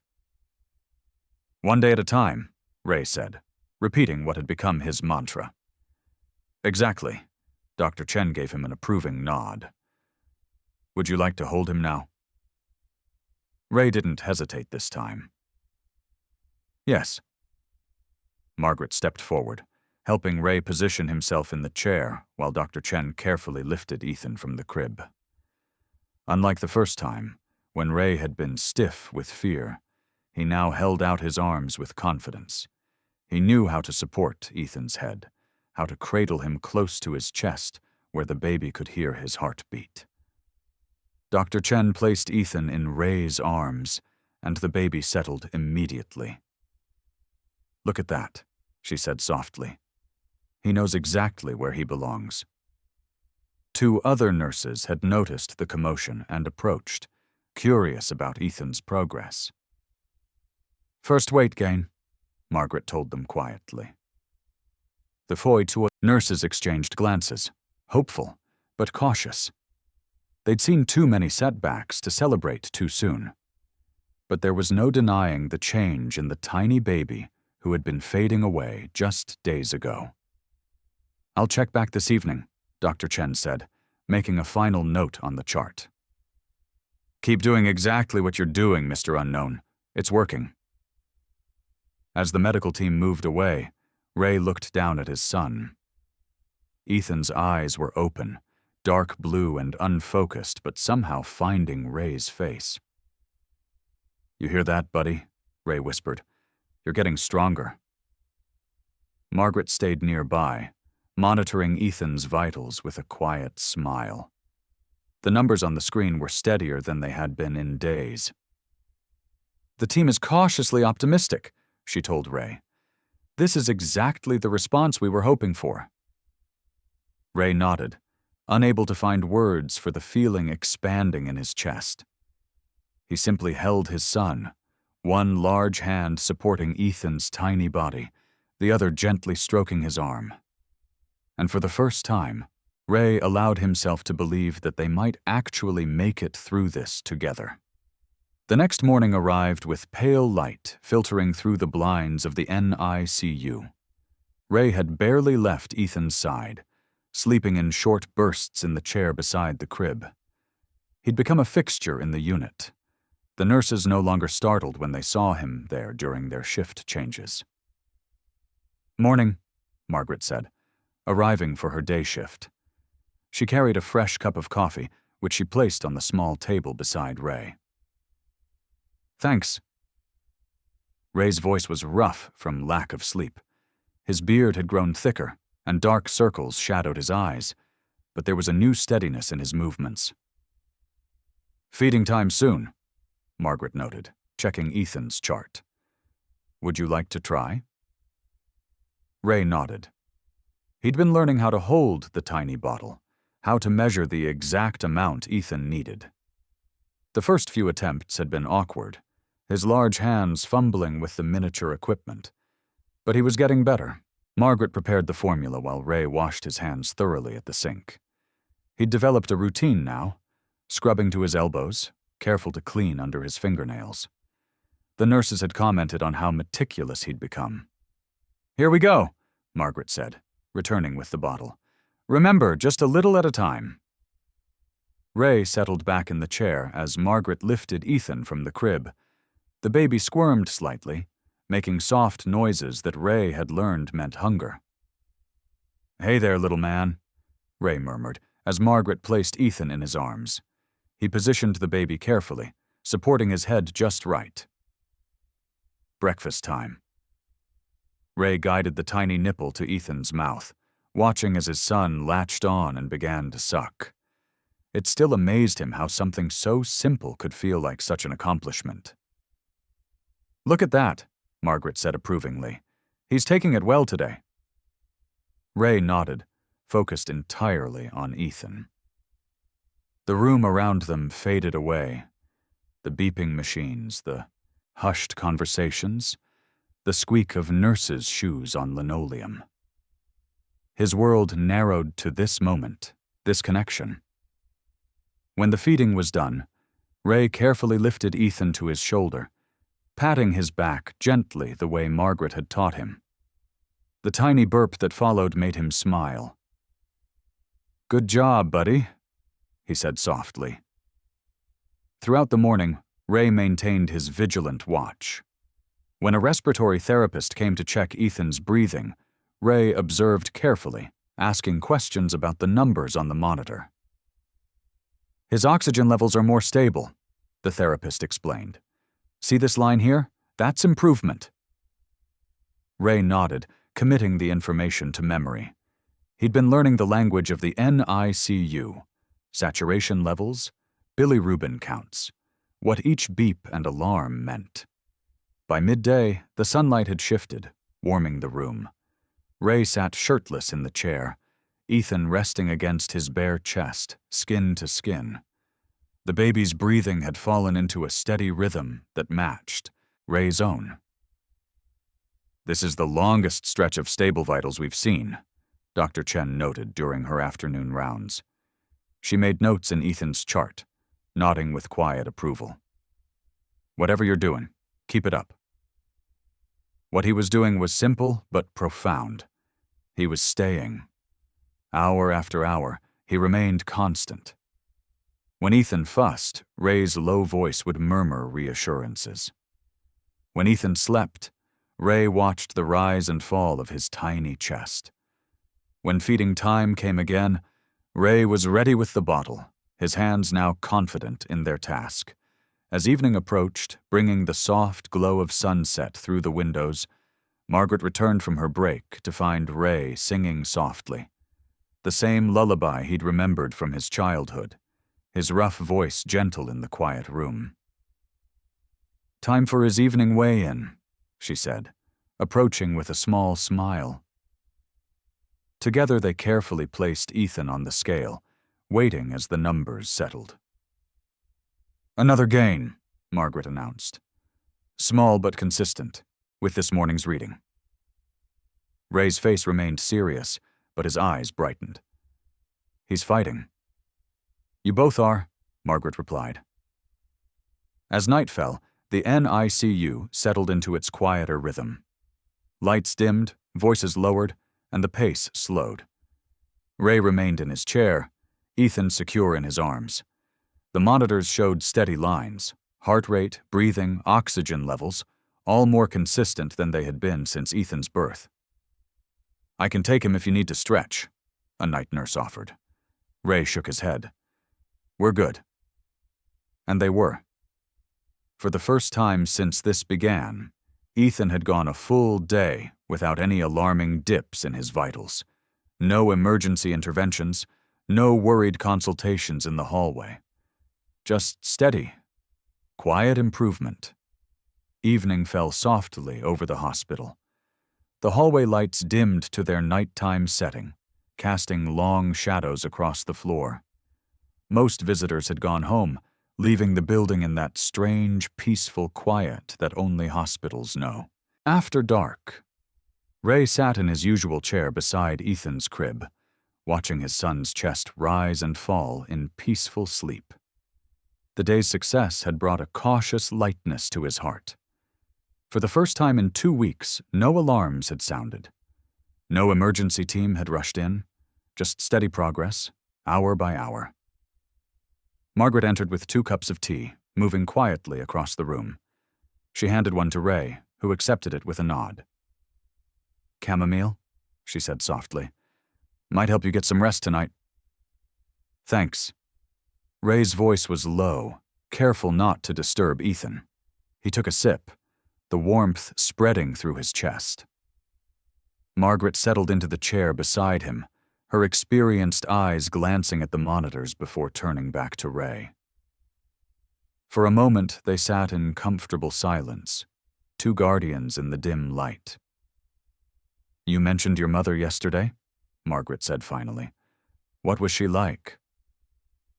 Ray stared into his tea, the steam rising between his calloused fingers. He rarely spoke about his past, had built walls around those memories years ago.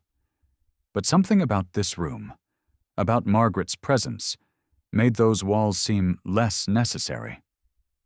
"She was young when she had me. Too young, probably." His thumb traced the rim of the cup. "But strong, stronger than anyone knew." Margaret nodded, encouraging him without pushing. "She worked 2 jobs, sometimes 3. I remember her hands, always rough, always moving." Ray looked down at his own hands, seeing the echo of his mother's in them. "She sang a lot, even when things were bad." "The lullaby you sing to Ethan?" "Yeah." Ray smiled faintly. "Don't know where she learned it. Never asked." Outside, rain began to tap against the windows, a gentle rhythm joining the soft beeping of machines. "She never quit on me," Ray continued, his voice growing softer. "Even when everyone said she should. Even when I made it hard." He paused, memories flickering across his face. "I didn't understand what that took until now." Margaret watched him, her eyes kind but knowing. "Being a parent is the hardest job in the world, especially when you're doing it alone." Ray nodded, looking at Ethan. "I left home at 17. Thought I knew everything." He shook his head. "She'd write me letters. I barely answered them." "But you kept them?" Margaret asked gently. Ray looked surprised. "How'd you know?" "Just a guess," she said, but her smile suggested more understanding than she let on. "Yeah, I kept them. Every one." Ray took another sip of tea. "She died 5 years ago. Heart attack. I was on the road." His voice caught slightly. "Didn't make it back in time?" Margaret reached out, her hand resting briefly on his arm. "She'd be proud of you right now." Ray looked unconvinced. "Would she, after everything?" "Yes," Margaret said firmly. "Because you're here. Because you're doing what she did. You're staying when it's hard." The rain picked up outside, drumming steadily against the glass. Ray watched, Ethan sleep, his tiny chest rising and falling. "I always thought I was nothing like her," Ray admitted. "Thought I'd taken after my old man instead, running when things got tough." He looked up at Margaret. "But sitting here, day after day, I feel her with me sometimes." "That's because you're not repeating the past, Ray. You're healing it." Something shifted in Ray's expression, as if a piece of a puzzle had finally clicked into place. He looked at his son, then back at Margaret. "I never thanked her enough," he said quietly, "for what she did. For staying." "So thank her now," Margaret suggested, "by being the father she always knew you could be." Ray nodded, emotion tightening his throat. He reached out and gently touched Ethan's small hand. The baby's fingers curled around his in sleep. "Thank you," Ray said, not to Margaret, but to someone no longer present. To his mother, to the universe that had brought him full circle to this moment of understanding. For showing me how to stay. 3 days had passed since Ray's conversation with Margaret, and each day brought noticeable improvements for little Ethan. The morning after their talk, the doctor had come in with a surprised smile, noting that Ethan had gained another ounce overnight. By that afternoon, his skin had taken on a healthier color, less transparent, and more like the peachy glow of a typical newborn. "His vitals are stabilizing nicely," Dr. Chen had said, reviewing the chart with genuine pleasure. "Whatever you're doing, keep it up." Ray had simply nodded, continuing the routine that now felt as natural as breathing. Every 3 hours, he would cradle Ethan against his bare chest, the baby's tiny body soaking up the warmth and security of his father's presence. Between those sessions, Ray would talk to his son, awkward at first, then with growing confidence. He told Ethan about motorcycles and open roads, but also about the small house he'd been fixing up, about the nursery painted soft blue with clouds on the ceiling. By the second day, Ethan was taking his formula with new enthusiasm. The nurses called it a breakthrough when he drained his bottle completely for the first time since his birth. Ray had watched with quiet pride, memorizing every small movement of his son's face. "Look at those cheeks filling out," Margaret had observed that evening, checking Ethan's chart. "He's putting on weight exactly as he should now." The third day brought even better news.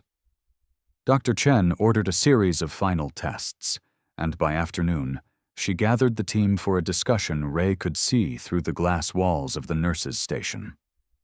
There were nods, smiles, and finally, Dr. Chen approached Ray with the news he'd been afraid to hope for.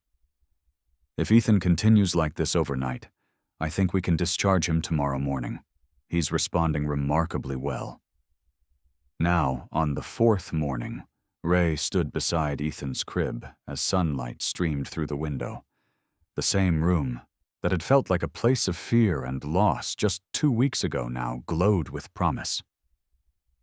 Nurses moved in and out, bringing discharge papers and instructions, but Ray's attention remained fixed on his son. "Today's the big day, little man," he said softly, reaching down to touch Ethan's hand. The baby's fingers curled around his thumb, a grip that seemed stronger than even yesterday. Margaret entered with a small shopping bag. "I thought you might need these," she said, pulling out a tiny blue onesie, a soft cap, and the smallest pair of socks Ray had ever seen. "I didn't think to bring—" Ray started, suddenly realizing how unprepared he was for this moment. "Most new parents don't," Margaret reassured him with a smile. "Especially when it happens earlier than expected." She laid the clothes beside Ethan and stepped back, giving Ray space. "Would you like to dress him, or would you prefer I help?" Ray looked at the tiny garments, then at his large hands. "Maybe you could show me. First?" Margaret nodded and demonstrated with gentle efficiency, explaining each step. "Support his head just like that. Slip the onesie over like this. Babies don't usually like things going over their faces, so be quick about it." Ray watched intently, memorizing her movements. When she finished with the demonstration, she carefully undressed Ethan again and stepped back. "Your turn."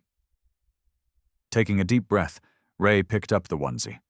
His hands trembled slightly as he gathered the fabric. Ethan's eyes opened, staring up at his father with that unfocused newborn gaze that somehow still felt like recognition.